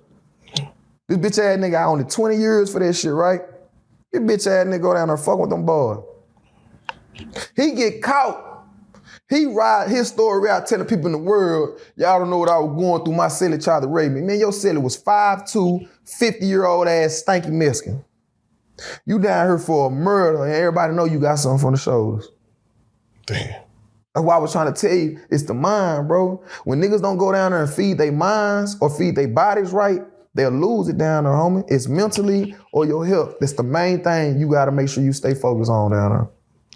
So it makes me question as far as even with the gang politics. For you, how was the politics ran down there? Was it a situation where you respected the politics in prison? I earned it, you know what I'm saying, like over time, you know what I mean? Because like I said, I bang, you know what I'm saying? I ain't got put on game fight. I'm off that shit now though, you know what I'm saying? But like I said, I did 8 years. So my first 4-5 years, I'm thugging, I'm gang banging, I'm in the mix, you know what I'm saying? Getting caught in rides, you know what I'm saying? I had a little homie from Fort Worth, they rap. I was telling y'all about him, my little partner Boo got a casino. And when I got around Boo, yeah, that's my dog, free my nigga too, you know what I'm saying? For real. But bro was like my little homie, and bro was a real blood from Stop 6. You get what I'm saying? So by me being so young and I'm being from Dallas, the politicking of gang banging is not 100% right. You feel what I'm saying? Just that's something that I actually did learn in prison because I met niggas from California, and then in Texas, the real gang banging is in Fort Worth. You feel me? Like the Metroplex area. You feel me? And the homie was just somebody that every time somebody from Stop 6, Fort Worth, whatever, they knew Boo. You know what I'm saying? And that was one of my little partners or whatever. That was my everyday little nigga. You know what I'm saying? But over time, like I say, I'm politicking, I'm in the mix, now I'm speaker. You know what I'm saying? I'm speaking for the homies in the wing that was on. You got tanks or whatever. And you got A, B, and C, that's J building. You got D, E, and F, that's that building. You got the whole unit. You have a speaker that speaks for the whole unit. You know what I'm saying? Somebody got a live scene that's probably been gone a long time or whatever. But me, I was on that unit for so long or around in the mix of the politicking world. Now I'm in position, now I gotta be speaker. Did I want that whole ass shit? Nah, bro. You know what I'm saying? Because I'm gonna tell you the real, like I told you, I was already doing my own time anyway. I already knew how to fight. I already make my own commissary. I don't really need these niggas. You feel what I'm saying? But when you get caught up into all that politics shit, now it's like, okay, you still gotta play your part. You feel me? And at the end of the day, you want shit to make sense if you in position to make it make sense. And that's what I was. You get what I'm saying? You have these blood niggas in the whole Wayne. You maybe have 10, 15 blood niggas, and these bitch ass niggas over here fighting each other every day. But y'all ain't never fighting the Crip niggas. Y'all ain't never fighting these Mexicans. Y'all ain't even really fighting these white boys. Y'all a bully the white boy. You know what I'm saying? But y'all get into it with y'all homies every day. And that was one of my things that I was always on. Like, my nigga, how the fuck we still getting into it with each other? We pop it off, but we get in a ride one of these motherfuckers, they gonna know who to go for because they gonna know we ain't got no unity. So one of the main things that I was pushing was bloods fight bloods, you get in a violation. You get hold by a Crip nigga, you get in a violation. A Mexican call you out, you don't catch your paper, you get in a violation. Because at the end of the day, y'all niggas stuck on this young dumb shit, nigga. The same shit I had done when I was first coming down here. I'm understanding what we are. I'm understanding what we're doing. I'm understanding what people in righteous unity is actually about. You niggas is thinking about just because y'all repping something, y'all brother repped it, y'all kinfolk family, y'all can scream it. You feel what I'm saying? Nah, unless y'all finna be around me, I'm down here doing all this time with you niggas. I gotta feed you bitch ass niggas. I gotta make sure I gotta ride for you niggas if something pop off and all this whole ass shit. Oh yeah, nigga, we finna have this shit righteous. Or me, the stiff niggas that I'm around, that I'm fucking with, we gonna line that shit up. That's just how a nigga was doing the time. Because now it's to the point like, nigga, I don't like my time having to do y'all time. You feel me? So now it's like, okay, bet, y'all want me to be in speaker, y'all want to make rules and laws and shit, bet, that's what I'm finna do down here then. Ain't no blood fighting blood. That was one of my main laws. Blood fighting blood, you get hold, whatever, you get violation. And what a violation is, they send it 2 in on your ass. Make 21 seconds. If you 5'9", nigga, you finna get 59 seconds on your ass.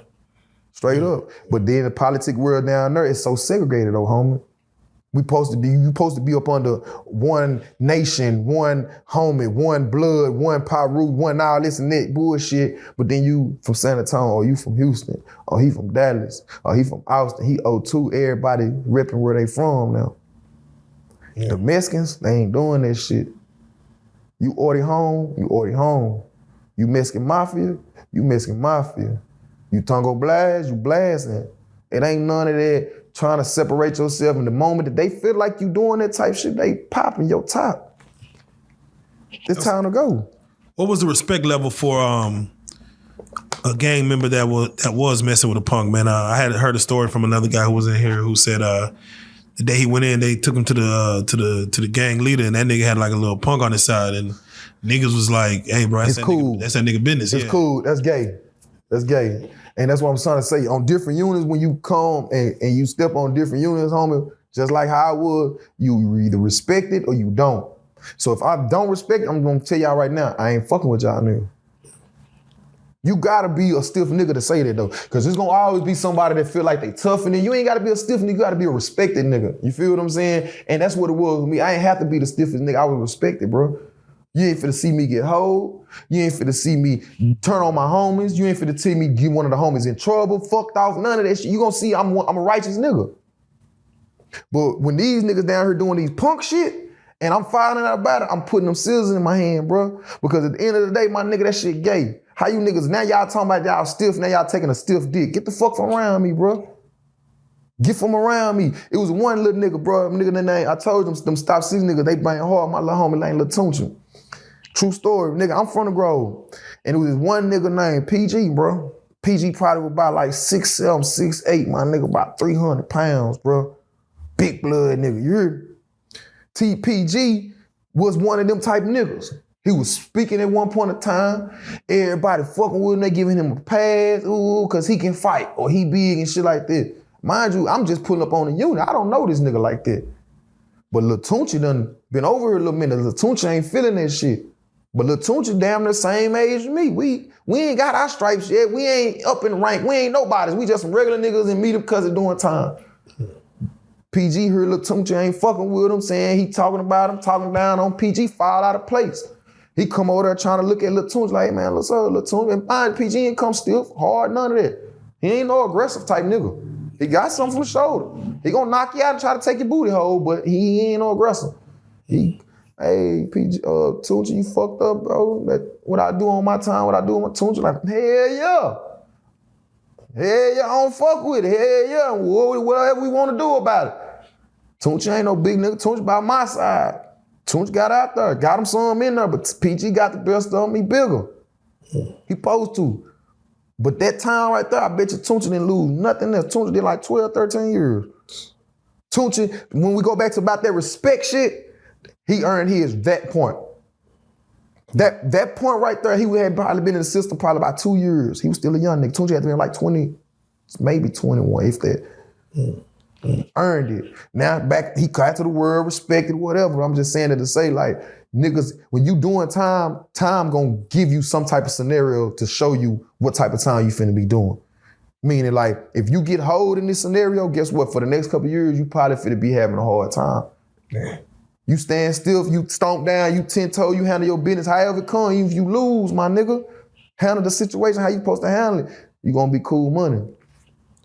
How many fights did you have to have while you was in there? Too many, bro. Too many. I ain't gonna lie, bro. Too many. Did you have to get off on the first day? Hard check? Hell nah. See, that's what I'm saying, bro. Like, homie, I did, and it's just, and it's on the set. The 5 niggas, the homies know. Nigga, I did that 8 years, bro. Ain't no hard checking me, bro. Like, I'm not trying to make it seem like I'm the stiffest or the hardest, but in time due, you gonna see who I am. You feel what I'm saying? So at the end of the day, if niggas is already over here telling y'all, oh, nah, he good, he ain't finna do no, he ain't no snitch, he ain't no hoe, he ain't finna play no punk game. Like, as a young nigga, they already telling you, these niggas older than me, they already telling y'all what's going on. I'm playing, I'm gonna give me some money. For nigga try me, I'm gonna beat his bitch ass up. But I'm not looking for no trouble. I wanna come in here, gamble, get on his phone, talk shit on his TV, and laugh while we do our time. But hard checks, violations, I ain't doing that, man. I'm telling you, violations, I ain't taking them, bro. A violation one time, another situation, I'm trying to tell you, I got to go to Lil Boo. Yeah. It's my homie, I love Lil Boo to death, you know what I'm saying? He knows. Got it. Casino, Lawrence Taylor, no, I'm gonna say that, you know what I'm saying? That's my dog. Yeah. But me and Lil Boo damn near had to get violations, you know what I'm saying? Because one time, I don't know if people be mocking it, whatever, but lil' bro mama had died, CJ Casino, you know what I'm saying? And Lil Boo was actually married to his mama, you know what I'm saying? That was his woman, he loved her, bro. Yeah, that's a real story. Yeah, like my girl, you know what I'm saying, at the time when I was locked up, she used to call his wife and call little CJ mama and whatnot, and you know what I'm saying, talk to her, and she had beat cancer once, you know what I'm saying? And it came back. And one day we was in the day room, we were watching TV, you know what I'm saying? They called Boo, they were like, hey Boo, the chaplain wanna see you. Mind you, Boo didn't make store, you know what I'm saying? Boo, we weren't letting it have no support writing them and shit like that. Everything Boo was doing and had was through me. You know what I'm saying? This is my thug, this is my little brother. I don't give a fuck what he do, he get into it. Everybody, he gonna fight every goddamn week. I swear to God, this nigga fought down there every other week, bro. Every week. And never got caught. For some reason, that was one nigga that never got caught when they fought. Like, he never caught a case, none of that shit. But he was fighting all the time. But anyway, CJ moms died or whatever, bro. You know what I'm saying? And when bro come back in the tank, you know what I'm saying, he busting, break down crying, you know what I'm saying? He followed him on, holding my dog, you know what I'm saying? Mind, I tell him, speaker, I'm big bro and everybody, you feel me? These the homies. I gotta make sure my little nigga straight, you feel me? So I fall out of place in his cell, we going in there, we crying together. Nigga, I'm hurt for my nigga because I'm knowing he don't have nobody, you feel me? He can do all this talking this and whatever y'all think this character is, but it's like, I know this is my little nigga, he hurt, he just lost his mama. His mama died the first time he was down, you feel what I'm saying? So it's like, I'm talking to him like, bitch, you got a talent. You know what I'm saying? You got to use that talent, bro. Like, at the end of the day, a lot of people don't have resources. Your resources, your talent. Just go home, bro. You going to go home for me? Use that talent, bro. Like, pray. God ain't going to never put you through nothing. You going through this for a reason. You going to be good. I promise you. You know what I'm saying? I tell this nigga that all the time. That's my dog. Anyways, the next day, Boo is Bugatti. He who he is. You know what I'm saying? And he want to get this frustration off of him. He want to take this anger out on somebody. You feel what I'm saying? So the next day, it's a homie, you know what I'm saying, from Arkansas, nigga named Soul. Matter of fact, Soul just died, bro, I swear, in prison. You know what I'm saying? I don't know if he OD'd, if he killed himself, whatever, but he just died like a couple months ago, so long live Soul, you know what I'm saying? Yeah. But Soul from Arkansas, he passed, you know what I'm saying? But anyway, Soul was talking up with me, he was just chopping up with like, man, I'm finna go fuck with this little guard bitch. She fucking with me, bro, I got her, I'm finna have us on. That's how niggas is. When niggas feel like they got a guard, they know they finna pull in some money or something, they finna come tell the bro, like, man, we finna be on. Yeah. So just chill, we finna be live. So that's what he telling me. Boo here. Man, that nigga ain't finna do shit, Greedy. That nigga ain't no blood. That nigga just a whole ass nigga just screaming that blood. She ain't no power. I don't even know why you fucking with these niggas, Greedy. Man, fuck these niggas. So looking at him like on shit like, I agree, don't fuck with you, bro. Man, yeah, you better fuck with him. Fuck you, bitch ass nigga. You ain't no blood. I'm talking about Boo just barking, but Soul not no hoe. You know what I'm saying? Soul a stiff homie, you feel? And he older than us, you feel me? Like, Soul is one of the reasons I made the law about bloods fighting bloods, because Soul fought every blood nigga. But it goes back to what I said about the respect shit. Everybody respected, everybody fucked with me. So it was like, he knew not. Boy, if I was to have to whoop your ass, I'm not only gonna beat for you, whoop you, the homie's gonna smash you. That's the type of shit that the respect I had. You get what I'm saying? Like, I wasn't, bro, all the fights I had was in the beginning of the sentence. The end of the sentence is, man, I'm chilling now. You know what I'm saying? Like, I'm trying to go to the crib. Shit, yeah, you know what I'm saying? So walking out, I'm telling Boo, man, chill out, bitch. Like, shut the fuck up, bro. Like, Bro, chill, you already see these Mexicans looking, bro. You already making a scene, shut the fuck up. You know what I'm saying?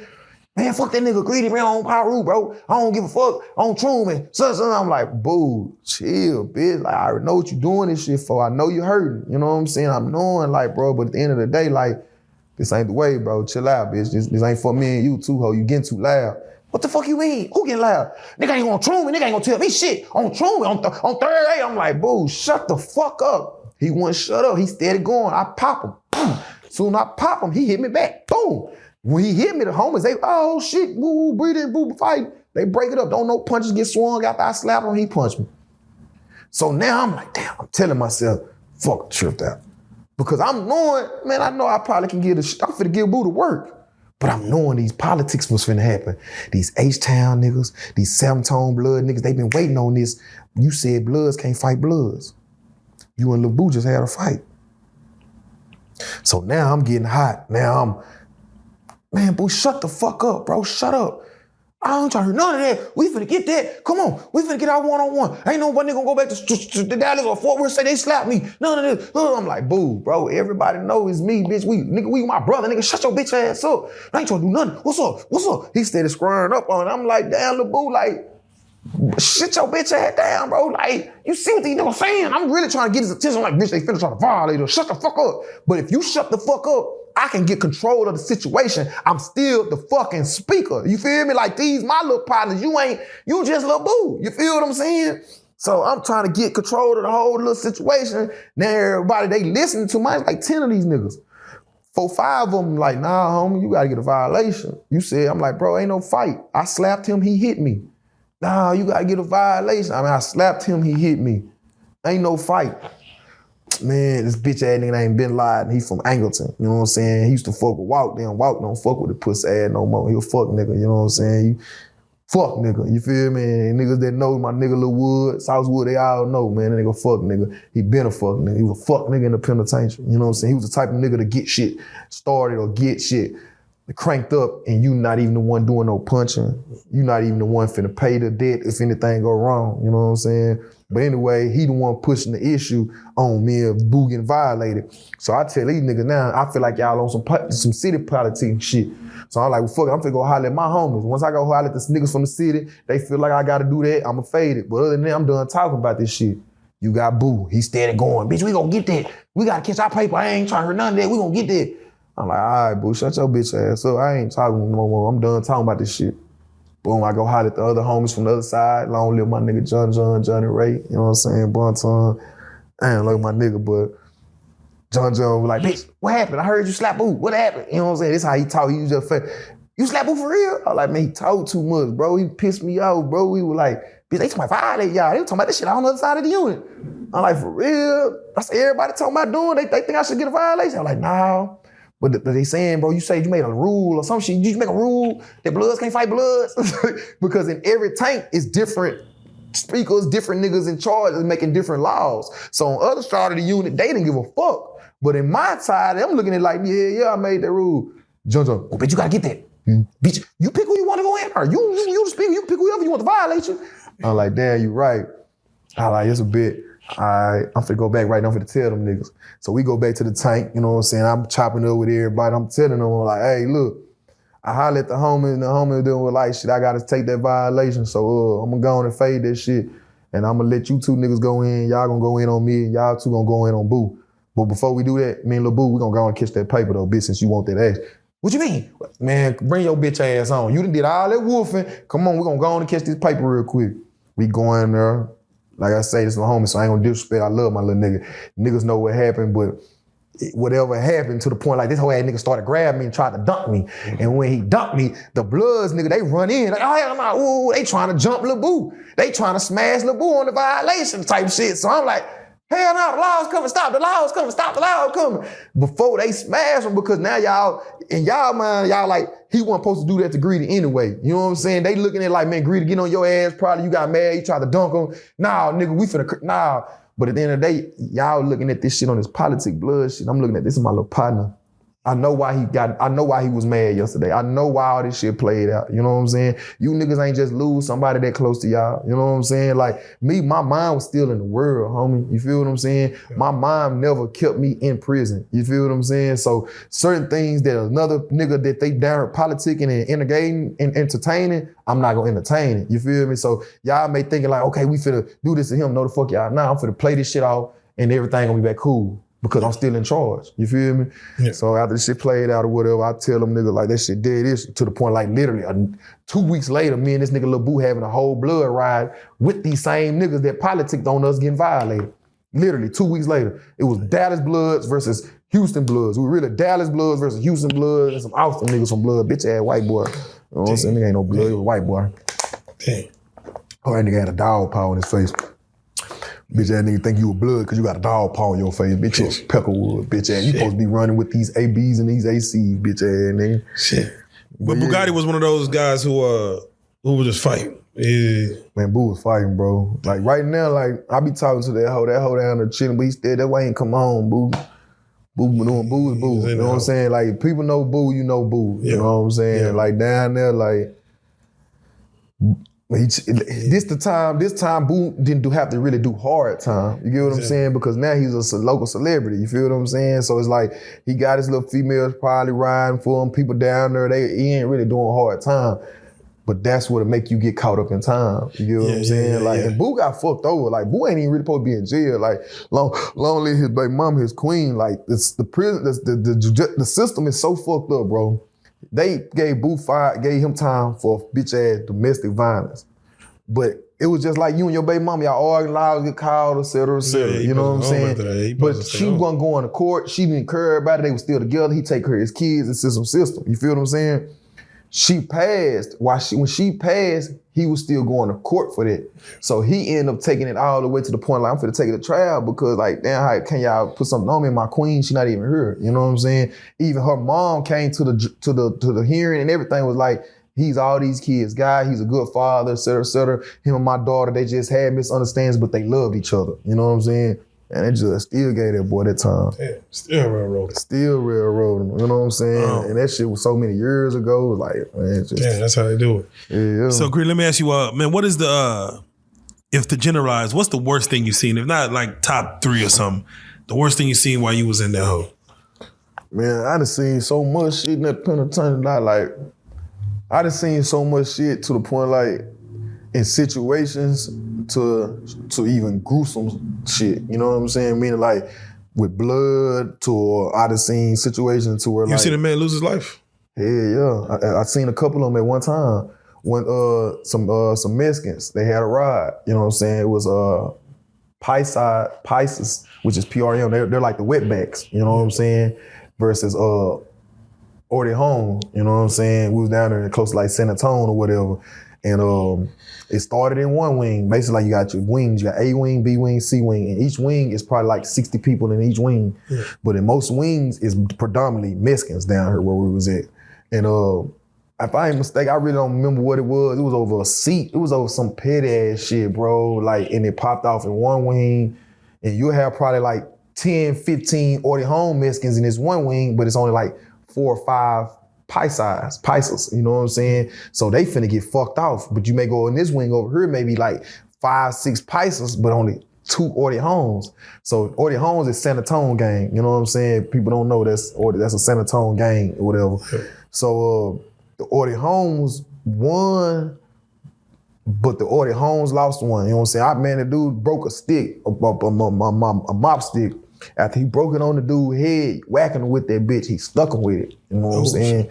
And literally the stick, the bangers, they was just in him. By the time the laws came, bro, you understand, it's popping off in every wing. Yeah. So the laws will be in this one wing trying to stop this. They may be shooting gas, spraying, and trying to stop this shit from happening this ride.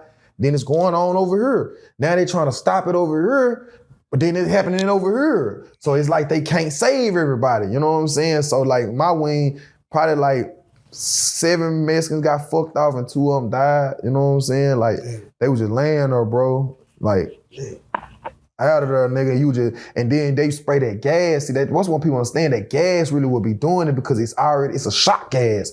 So if you already bleeding out, you tired from probably fighting and all that type of shit, and that gas hits you, like you can't even breathe, bro. Like that shit is the worst feeling in the fucking world, nigga. Like you see it in my fucking face, like nigga, that shit used to have a nigga in that whole crying, nigga, like, because it's like you think you finna die, it's just, oh, and your throat just clog. And then you gotta try to find a window anywhere where some air at. So soon that air hits you, it's gonna open your shit up and all that shit just gonna split. Man, that shit feel like you about to die, bro. And then them type of situations, like when the rides be happening, it may not even be you, you know what I'm saying? But you fuck the ride. We finna go through this gas shit. Soon as I see a ride happen, I'm running to a window. I ain't even gonna give a fuck. I ain't trying to look at that shit. I don't care. Cause you really used to the shit. A ride ain't nothing but a big ass fight. Other than that, we see fights every day. You feel what I'm saying? But when these rides pop out, they feel loud for to shoot the motherfucking gas up in this bitch, bro. And this panic gas for have your bitch ass in there panicking for real. Yo, man gonna have your ass turn into a little bitch. A straight baby, eyes blowing, burning. You snot coming out your nose, your booty burning when you go shit later on that day. You don't know what the fuck that happened to you, my nigga. Like, real shit. But one of like the most wildest shit I done seen those, I had a partner, you know what I'm saying, my east side nigga, my nigga Deuce, you know what I'm saying, he a GD nigga or whatever. And like I told you, got that politic and shit. They ain't just with Bloods, Crips, GD, whatever. When you from different hoods and shit different cities in the States, niggas politic, they feel like they city tough or they feel like they hood this and that, you know what I'm saying? So with the GDs, they more of a more family type gang, if you want to say. You get what I'm saying? Like there are more real politics, laws, and things that you got to go by. And it was this one little young nigga, he was from Houston, nigga named KOG, another big ass. Another thing about them big niggas. Them big niggas try to sell that shit. But one thing about the penitentiary, you can be the biggest one, my nigga. That's what's gonna put more people on your ass. You feel me? Yeah. Because if you big, they know we gotta get them on 5, 6, gotta get you. You feel what I'm saying? So them big niggas be trying to sell that shit. One little nigga named KOG from H-Town, you know what I'm saying?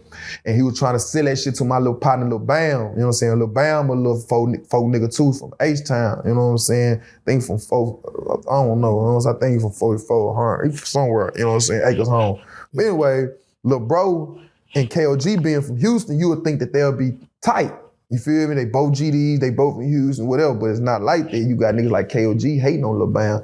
Lil Bam, little player, little nigga. Everybody fuck with Lil Bam, But then you got Deuce over all these niggas. You feel me? Deuce been gone 15, 16 years.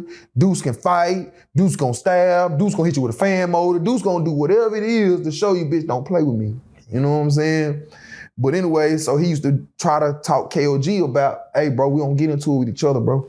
Hey, bro, we don't do that shit, bro. We get into it with the other niggas, nigga. We don't get into it with each other. Folks don't do that, nigga. Nah, we don't do that, nigga. Nah, we don't do that, nigga. He started politicking. KG over time, you not listening. You started getting into it with Lil Bam, you get into it with other little folk niggas. Now to the point like, hey, bro, this is what we feel do. We gonna go on and have a meeting with KOG. And Lil Bam, you and Lil KOG gonna go ahead and get y'all paper, bro. That's what the play was. So they come out, mind you, Deuce ain't even in my tank. I'm playing cards at the table. Deuce come in that bitch. He tap on the shoulder. Green, what's up, bitch? I look up. Like, what the fuck this hoe doing? You know what I'm saying? He go in the room. They go in the room. They go in the cell. It's him, Lil Bam, KOG, and a couple more of them little folk niggas or whatever. So you can hear them. They right behind the little cell. You hear them. So Deuce like, yeah, man, y'all gonna go and get y'all paper. Lil Bam, you and KOG, but KOG, after this, bro, ain't no more getting into it with the homies, bro. We don't do that, bro. If a nigga get into it, then that nigga need to go because he a bad seed. I heard him. These niggas is right behind me in the cell, man. I'm trying like I'm playing cards, but this is my dog. This is my nigga Deuce. I finna see what Deuce goofy. When Deuce come, get ready to get your popcorn out. You know what I'm saying? Like, get your popcorn out, bitch. It finna be some funny shit or some shit going down. You understand me? Goddamn. Nah, for real. You know what I'm saying? Free little Deuce. You know what I'm saying? So anyway, so KOG like, all right, big Deuce, that's a bet. All right, come on, Bam, we gonna go and get that. Soon as KOG walk himself, trying to turn around like he finna go in the cell, Deuce hit him in the head. Hit him in the head with the fan motor. Whack him. Soon he whack him, they all jumping. Boom, boom, boom, boom.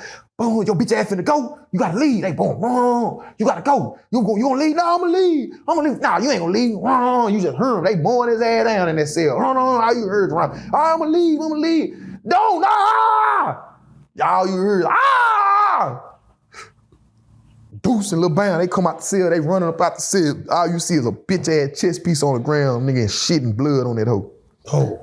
Deuce done stuck a fucking chest piece in this nigga ass, my nigga. The nigga played chess, bro. Joker, that's on my soul, bro. Niggas gonna vouch for me, bro, when they drop it. You know What's that nigga name? What was his name? I just told his name Deuce, nigga. Nigga named Deuce. Deuce, nigga. That's what everybody, that's enough, nigga. Deuce, nigga. Shit. His last name Bishop, though. That's why shit. That's why he put that, Deuce. that's why he put that chest piece in the nigga ass, nigga. Deuce. Bro, listen, bro, this nigga was the GOAT in fucking chess, my nigga. And this nigga, like, Bobby Fischer. bro, his mind is, he plays so fucking much, but that's what made him who the fuck he was. Like, he was really like that. You get what I'm saying? Yeah. Like, but I'll play with you all day. But the moment you make me feel like you on that gangster time, my nigga, I'ma get on that nigga and I'm finna fuck your life up, nigga. Man, that nigga put that chest piece in that man's ass, my nigga. Fuck that whole man life up. Man, that nigga came out that cell trying to fight every nigga in the tank, nigga. They was finna, the Wayne was finna smash the nigga. He get up getting everybody on lockdown. They lock us down. The laws come in their mind. I told you about that gas shit. So they trying to come in there and spray that gas and all that shit because he won't rack up. No, they got me fucked up. They got me fucked up. This will never happen to me again. I'm talking about, bro. He on 2-row. He on 2-row. He done put his shirts around his face. He done put him some fan motors in his socks. He ready to go to war with the laws or whoever. He won't do. Damn. But right now, nigga, that nigga gotta live the rest of his life, my nigga, like knowing, like, I let a man stick a piece in my ass, a chest piece. He put a bishop up his ass. Man, that bitch went in there, bro. Damn. Bro, that nigga, all you heard was a holler. That nigga say, no, I'm finna go. I'm gonna go, I'm gonna go. No, you ain't, bitch, shut your bitch ass up. No, you ain't. I'm gonna go. Ah! Shit. That nigga holler, bro. That nigga stuck that bitch in that nigga head. I end up saying, look, the funny part about it, when he came out that hole, the nigga come out that hole laughing. Deuce was laughing like, I'm coking. Hey, Green, throw this. He threw some shirt. It had blood on it. He threw his shirt. Damn. Green, throw this all away from me, bitch. He threw the shirt. Go out his tank. That's my dog. I ain't gonna lie, Deuce one of the ones. You know what I'm saying? The fact that the nigga name was Bishop. Deuce busted the other nigga head over 2 soups, my nigga, with a fan motor. And the fan motor, my nigga, it's you got your fans. You know what I'm saying? We get fans in a certain time to see, like in summertime or whatever, they give you the fans. But niggas that bust the fan down to make little tattoo guns, you know what I'm saying? Shit like that, which you also use like as a weapon. And the nigga Deuce put the fan motor inside of a sock. They were playing knock, little domino game with him. And the bitch ass nigga tell Deuce he wasn't gonna pay Deuce cause he lost. Man, y'all niggas working together. My nigga ain't no way in hell I'm steady losing, bro. Y'all niggas working together. I ain't paying. I'm jacking every motherfucking body.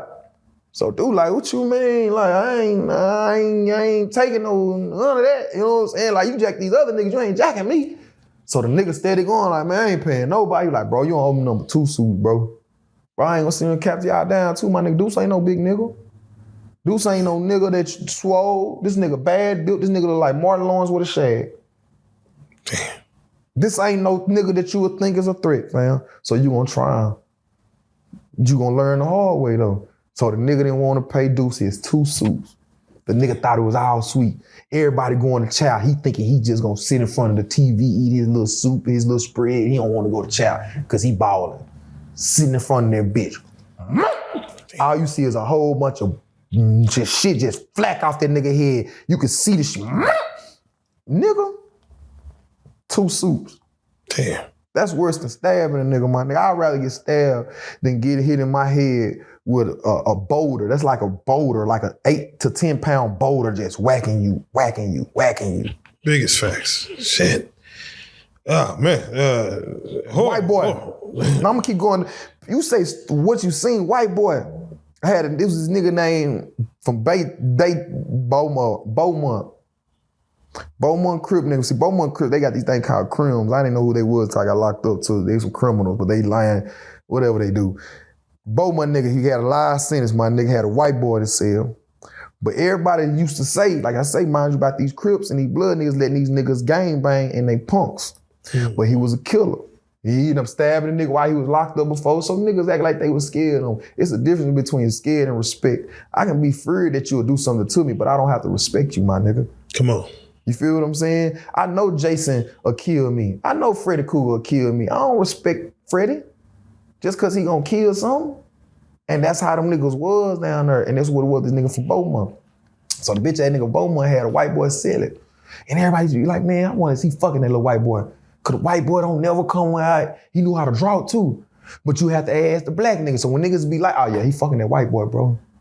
One day we go on a child.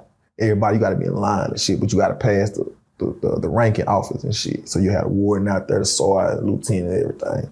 We go on a child, everybody in line. All you see is the white boy jump out of line. Help me, he's been raping me. Help me, he's raping. Man, that nigga came over there and whacked that white boy so hard in front because he knew he was going down. Boom! Knocked him out. He had the lock in his hand. Boom! The laws whoop his ass, whatever. But niggas knew, like, man, like, damn, nigga, that's a grown ass man. This ain't no little ass white boy. That nigga ran to them. Help me. He's been raping me. Help me. He's been raping me every night. I sent the kite in. Y'all never came and got me. Damn. He said, I sent the kite. Y'all never came. That nigga said, I sent the kite in. Y'all never, man, I swear to God, bro. And that penance thing, like, keep telling nigga, it's a world inside of a world, homie. You know what I'm saying? Like, and it's get to the point, like, I'm telling you, like, you gonna be one of the ones that's one of the niggas that's come out that bitch, dude. I got niggas I know that did 20, 30 years, bro, ain't never played them gay games, never, none of that shit, bro.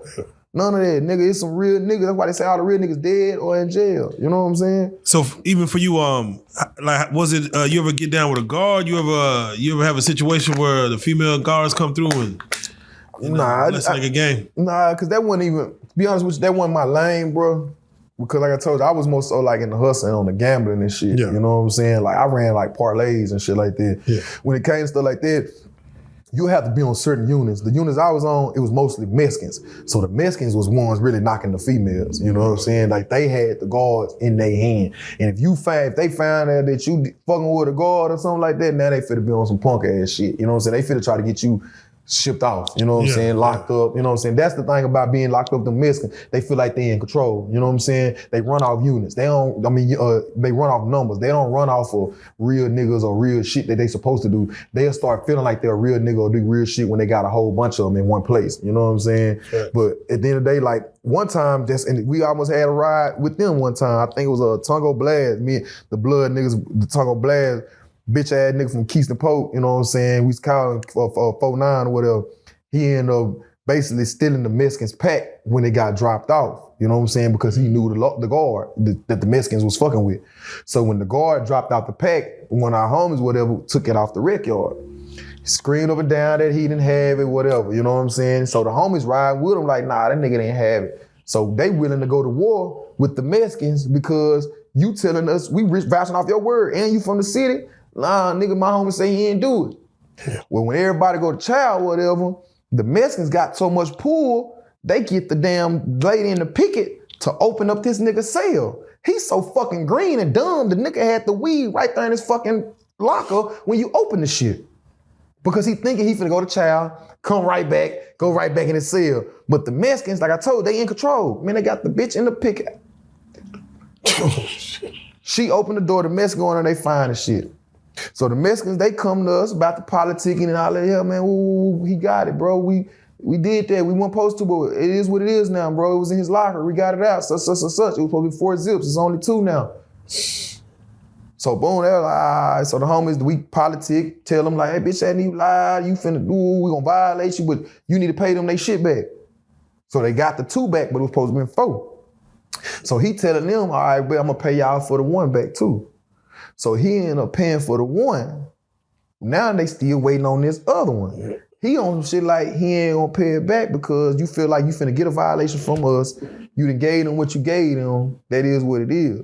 So the homies looking at it like, nah, nigga, you gonna pay that. You know what I'm saying? Nigga ain't finna get in no shit for your bitch ass and you still gonna take that. Simple as that. Bitch ass nigga end up catching out. But you catch out, that debt still left on the homies, even though you caught out. But the homies looking at it like, man, that nigga caught out. We was finna violate him. They know we was gonna violate him. We made him pay the shit back. Some of the homies looking like, man, we don't gotta pay them niggas shit. But the righteous ones looking at it like, nah, y'all, we gotta give him some. You know what I'm saying? Let's still just pay him back for the 1 zip that he owed. Damn. Niggas try to pay it back. They tell us we still owe the interest that they said that he had. Now we like, bro, we ain't doing that. Yeah, nigga. We ain't doing that, bro. Now y'all on some more shit. Now y'all feel like y'all extorting some niggas. You know what I'm saying? Yeah, yes, y'all territory. We out here in y'all world, but nah, nigga, hell nah, that ain't what we doing. Damn. So mind you, in the penitentiary, one thing about it is about chess. So what we gonna do is we gonna make y'all feel like we gonna pay it and we gonna gather up. We gonna have our little 1090 meeting and we gonna chop this shit up and make this shit make sense. Okay. So me, the rest of the homies or whatever, a lot of them or whatever, we had them sitting down, chopped it up, like, man, what we gonna do? We gonna pay this nigga debt? Or nigga saying, fuck it, cause we done already paid, we don't wanna get this nigga no interest. It ain't about us don't have the money, it's about respect. Because now, once we do this finna be on the unit, what the Bloods did. The Mexicans made the Bloods do this, the Mexicans made us do that, So now other people gonna try us. Other people gonna try to, hell nah, it ain't going on. So now everybody looking, it's probably about like, this one I'm another situation when I told you, like, things happen when you're down there that make you see that it's not no unity. Either you're gonna put some structure in it or you just gonna get all the way out the way. Because this is one of them situations where I seen it ain't no fucking unity in this shit. You feel what I'm saying? So anyway, so it's about, like I said, about 30, 40 of us made an agreement. That's how many, you had niggas from the other side of the unit came over here, falling out of place, chopping it up, sitting down like, I'm finna ride, nigga, ain't no, man. You got niggas, your free world partners. Man, I'm riding, nigga, ain't no finna happen to you, nigga. We gotta go to the world, bitch. We finna pop this bitch off and go to another unit. Fuck these Mexicans. You got niggas on that type time, right? About 30, 40 of us. So nigga like, all right, we bet then. Tomorrow, first wreck, everybody need to come out. I already had y'all straps. Get y'all bangers to ready, stash them in the day room, stash them on the wreck yard. We gonna pop this bitch out first thing in the morning at wreck. They gonna think we coming out to pay, we gonna pop it out. Nigga, we went to wreck, nigga, probably about 5 blood niggas showed up. We looked at each other and was like, this shit crazy. Niggas had to play it off in front of them. Yeah, be like, bitch, my partner left it on the in and out. We gonna get y'all niggas on the next in and out. We got y'all. We went ahead and looked at it. We like, we just gonna pay it. What we gonna do? Let these hoes kill us? Yeah. It's about 20. Nigga, before we went to wreck, niggas was already telling us, like, hey, bro, y'all be careful. And then we seen them niggas stashing them things in the ground on the wreck yard, such, over there by the weight bench, such. Like, niggas already was putting us on game. The Mexicans working the chow hall, the kitchen, they was already preparing for this shit. They already nigga, it was 4, 5 of us. It was just 30 of us last night, wreck, talking about this shit. Now you got bitch ass niggas. Bitch, the guard left to close the door on me. My cellar didn't wake me up. It was too early and all this and that. Man, all that wean ass shit, bro. Damn. Yeah, niggas started getting violations, all that. Then niggas went on I ain't bullshitting on that side. Niggas was like a week straight violation. Niggas just whooping niggas ass. All them bitch ass niggas, they didn't come out. Got to. Straight up, my nigga. But I'm telling you, like, certain things, when you get old, I want to try to go with it. Like, be like, man, this shit don't even make sense no more, my nigga. Yeah, when you look back. Yeah, because it's like, nigga, every time the people change, you gonna go on a different unit, people talking, their ways, everything is gonna be different everywhere you go. So it's like, it's never gonna be what you expecting. It's never gonna be what you came from. It's never gonna even be what you think you're going with in life. It's always, that's the politics, bro. Yeah. That's the politics in any type of game. Music industry, it's politics. If you can't get on one side of the politics where who's playing the game, guess what? You're just out there. You're not finna win nowhere. Yeah. Sports. Niggas thinking they so cold and all this and that. Well, the politics is telling you need to go play 7-on-7. The politics is telling you need to go to this type of school. The politics is telling you that you need, it's the politics, it's the games. And people don't understand the politics of games or the world that they're in and how to play them, homie. That is facts. Let me ask you, you ever had to do solitary? And if so, did you ever come close to, losing your shit in there? Using what, like my mind? Yeah. Man, the only time I'm telling you, like, I almost lost my mind was with that Ouija board shit. You know what I'm saying? Because that's when it wasn't solitary, I was in medium custody. You know what I'm saying? So medium custody is like, you only come out your cell 2 times a day. You know what I mean? Yeah. And you got to sit, you have 1 hour for rec and probably another hour to go shower or whatever. You know what I'm saying? Solitary is when you in a cell by yourself. So when that fucking with that Ouija board shit started going wrong, that's when I started losing it. Cause I was like, I didn't, bro, this shit took me left. You know what I'm saying? Right. So now I'm going into SEG, but I'm not in SEG cause I'm in trouble. I'm in SEG because I'm mentally losing my mind. You get what I'm saying? It goes back to, nigga, that's why I got the tattoos and they on your head. Like, pay attention to niggas when they come home.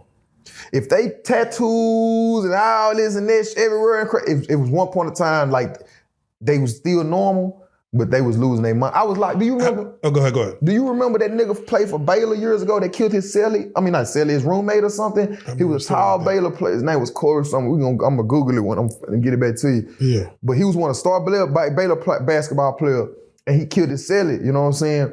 But the nigga was still cold. But he lost his mind. Like you'll see this nigga on the basketball court, and while he on the basketball court, no cap, bro just be standing there stuck. As soon as we be like, ball in, he's Shaq. Damn. But once outside of that is man, this nigga walk around dirty. This nigga walk around stuck, won't say nothing. Man, I was around that man for like 4 years. I never heard that man talk. Damn. Nick Van Exel's son, that was my dog. That's why I tell you about mental, bro. Nick kept his mental, you know what I'm saying? Like, Nick was a cool nigga, player. For a nigga that got 40, 50 years, you know what I'm saying? This how Nick caught it. Nick walked in his cell. See, I used to be a janitor or SSI or whatever. Yeah. And you know how you were saying, like, when people got a lot of sentences, they got to do like this thing called G3 first. And G3 mean if you got 50 years or more life, so like that, you got to be in population with people with time like that for 10 years at least before you even go around other people. You feel me? And that's what Nick was. Nick was G3, you know what I'm saying? Yeah. So I was a janitor and I used to come over there, clean up and shit like that. But we used to play basketball, you know what I'm saying? Spread, chop it up, whatever. Anyway, the first thing I used to be like, bro, how did, you know what I'm saying? Like, what was it? Like, what really happened? You know what I'm saying? Like, I don't want you to tell me what happened because I know it'll take you back through there. He was like, nah, I ain't sure. He was like, it was just an accident. And that's why, and he was like, I'd be like, that's probably why you still kind of like at peace on. He was like, yeah, he was like, bro, I know my partner knows his accident. He was like, I ain't come from that shit, and I just panicked. You know what I'm saying? Because he moved the body. Him and somebody else, they wrapped the body up and they moved it. You know what I'm saying? But he just panicked. The gun went off, you know what I'm saying? He was like, I called my dad, and you know what I'm saying? My dad didn't answer the phone. You know what I'm saying? His dad was out of town. He like, I didn't know what to do. But to say, here it is a nigga that if you your soul, I'm forgiving, so you can continue on, okay, I'm just gonna do my time, and I hope that one day I can get his time back. You know what I'm saying? My daddy's still a millionaire. My daddy got money. I may get a blessing. Laws change every day. You know what I'm saying? Laws change every day. But when you down there with that weak state of mind, that's why I say you either lose your mind, you play the homosexual shit, you down there just doing anything and get caught up in the system. You know what I'm saying? But if you somebody like, before you left, you got morals, values, loyalties, and shit like that, you'll go down there and you'll figure it out. You'll go to school. You feel what I'm saying? You'll go to college. You'll go learn some trades. You'll do stuff to keep you busy and out of trouble. So it's like, okay, now soon I come home, I can catch up with the world. You feel what I'm saying? And that's really how it happened kind of with me. You feel what I'm saying? Me down there, I took classes and stuff. I took business classes and business management and all this type of shit. So when I came home, it was easy for me to start adapting to the world. You get what I'm saying? Even when I first came home, like I even tell them probably right now, when y'all first, just get a job. Get a job and get a girlfriend for at least that 6 months to that year. Okay. Because you will catch up and understand the world that way. Besides trying to get out here, now you losing, you catching cases, you going right back. You know what I'm saying? Recidivism, you'll figure it out. It's really easy. You know what I'm saying? Like I tell niggas all day, every day, bro, if you still in 2026 selling dope, you stupid. Come on. Because and you think you Dallas. I ain't even talking to the niggas that I don't know outside Texas in Dallas, bro. Come on. With all the transportation, all the finances, all the shit that's for sale that you can go somewhere and make it today and sell it tomorrow. That's all you doing. You're just a hustler. So it ain't no reason to even be doing that type. You get what I mean? I get it. Taking them type of risks because it's so many opportunities out here. With nigga like me, prison taught me that. It taught you discipline, just like it did to the niggas that went to the army. Just like it did to them niggas that went to college and shit like that. They had to get up, they had to make their beds, they had to be places on time. Niggas look at the situation of being locked up and the fucked up, like, yeah, it's fucked up, I'm locked away from my family, but shit, I can make the best out of it. Yeah, you can, especially when you know you got a go home day. You feel me? Like, nigga, do that time and go home. I'm going home. You get what I'm saying? Like, I have support. You get what I'm saying? Like, yeah, I let people down. Yeah, your family gonna be disappointed, but at the end of the day, when you have support, bro, it's like, okay, either you finna stay in this cycle and stay in this mind frame that you seeing every day that you gotta be on 10 at all times. Every day you wake up. It's not a day that you can be like relaxed or wonder what's not gonna happen or nothing like that. Hell nah, when you in that system, it's every day like that. Come on. Every day you finna wake up, what nigga finna be acting like a bitch? Cause it's always that one nigga that just fuck up everybody's damn day. Come on. Well, with that being said, you know, we do these prison stories, and again, we ain't trying to glorify anything that happens in prison, but of course, this is more like a learning lesson. But for someone that might be in your same predicament, man, out there trying to maybe stick up a jewelry store or your local convenience store, and they don't know the time they're facing. If you don't mind, because I'm glad you even spoke on, like, at least you knew the time you were supposed to face with the crime. But of course, the situations turned out differently. Right. Can you speak to the young men out there taking penitentiary chances, man, as far as you know, what not to do to lose their time like that, or if they end up going, how to do their time? If you don't mind speaking right to the young niggas out there. I'm gonna say it like this because right now I'm gonna go the first way the ones that's going, because at the end of the day, these niggas, they going, bro. You know what I'm saying? Like, and at the end of the day, we can say so much, but there's so much they gonna hear too. You know what I mean? So it's like, I always tell people, like, whatever you're doing in life, you put God first. You get what I'm saying? And the ones that's getting ready to go down there, prepare yourselves. You know what I mean? Like, preparing yourself mentally, preparing your family. You know what I'm saying? Because right now I got a partner right now, bro. This nigga was out here doing all this shit in the world, one of my little young niggas, you know, so I was actually managing him with him. And he ain't been in there a month, 2 months, and he already talking about signing for 6 years. You know what I mean? I'm like, bro, how is it that you feel like your lifestyle every day was to do what you was doing, but as soon as the moment you caught, you feel like that ain't the lifestyle you was living or prepared for, will come with it. You get what I'm saying? Yeah. And that's where I'm trying to get him to understand, like, be patient. Nigga, don't sign for that. You know what I'm saying? Understand what you did, understand what you can do, understand what you're going up against. You know what I mean? And just do it like that or whatever. But at the end of the day, you're gonna have to go down there regardless. Another little homie, whatever, he never been in trouble. He just not going to penitentiary for the first time at 28 years old. And he got 5 stars on him, bleeding blood, this and that. And I'm like, bro, you finna go down there, you finna have a hard time. For the simple fact, you won't even know what blood stand for. You can't even tell a nigga what the 5-point stars, and they gonna look at you like, you what old? You how old? And you do woo woo woo. So now they gonna tell you, like, nah, you don't need a bang. And soon you be like, all right, I'm chilling, I ain't trying to bang anyway. They gonna jump you. They gonna smash you off now because they gonna feel like you fake ripping.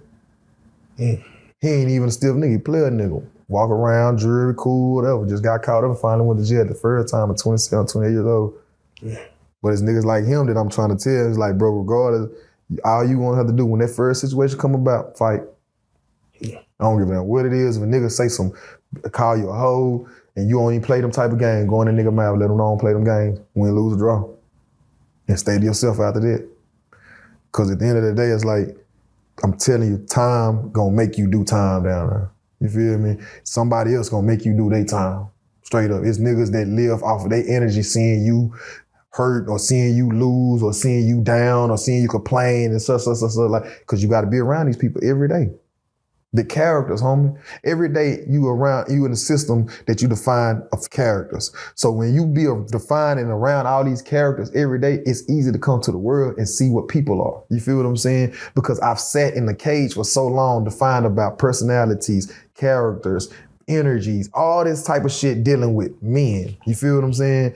So it's like now when you soak that in, now you come home and you're able to pick on or pick up what another person's on. If this is a good person, oh, that nigga got good energy, homie. That's a good nigga right there. Hey, man, that's a bullshit nigga, bro. He already showed me he ain't do good business. So it's easy to see these type of characters defined in the world.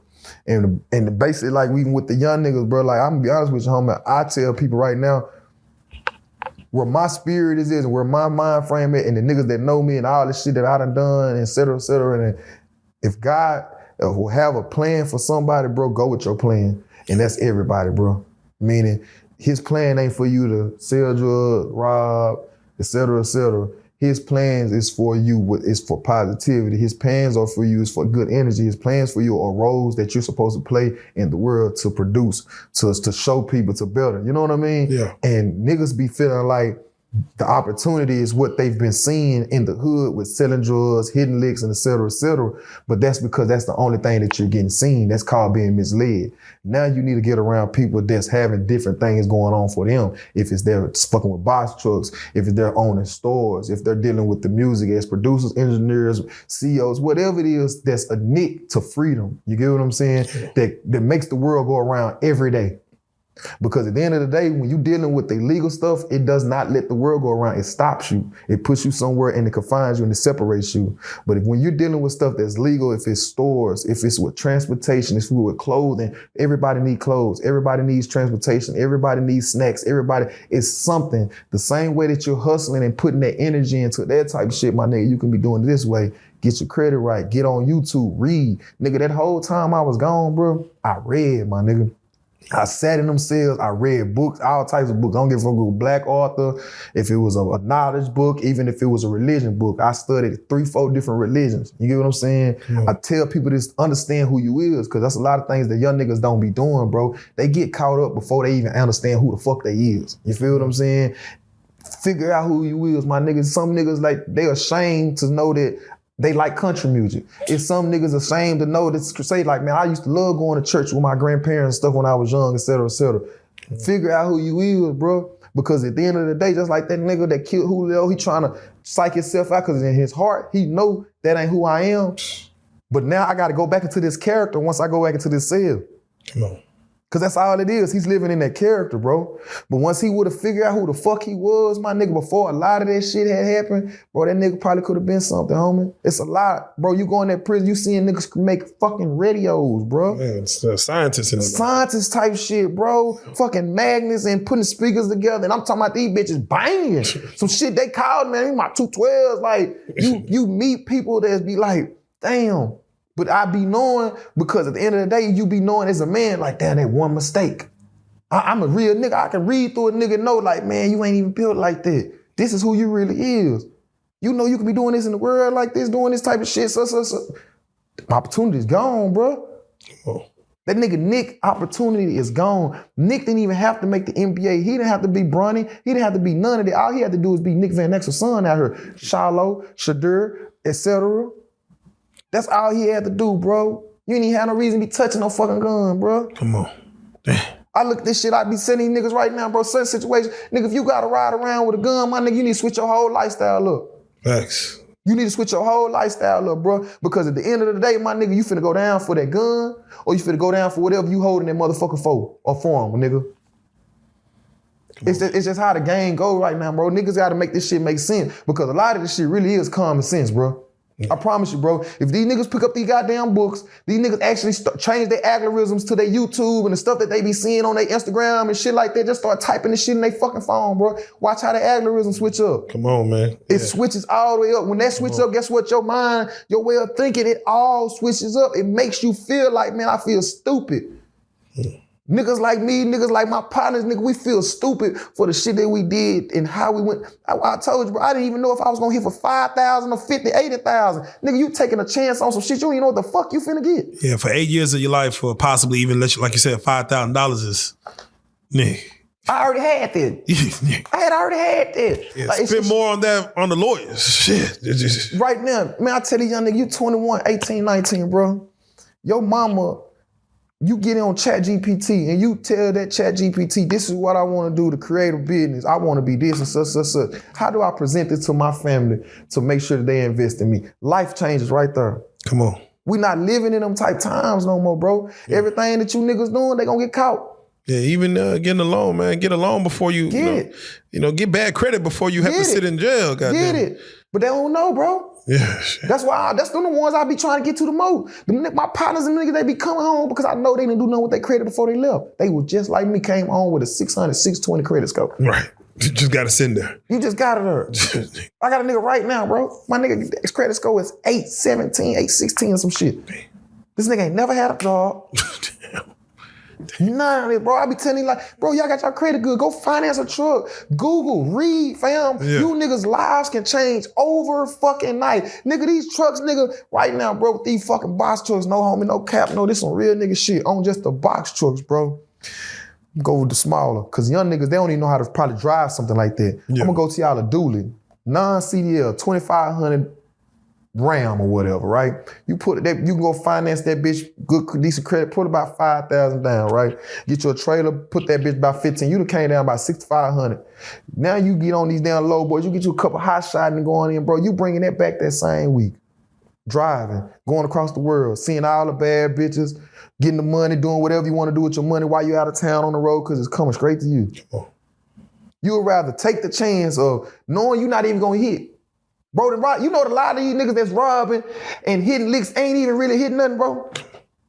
They ain't hitting for shit, fam. I'm talking about no more than 2 bands, if that, between 3 niggas, fam. The same thing with these hoe ass niggas when they hustling, bro. These niggas will have 4, 5 niggas in one spot.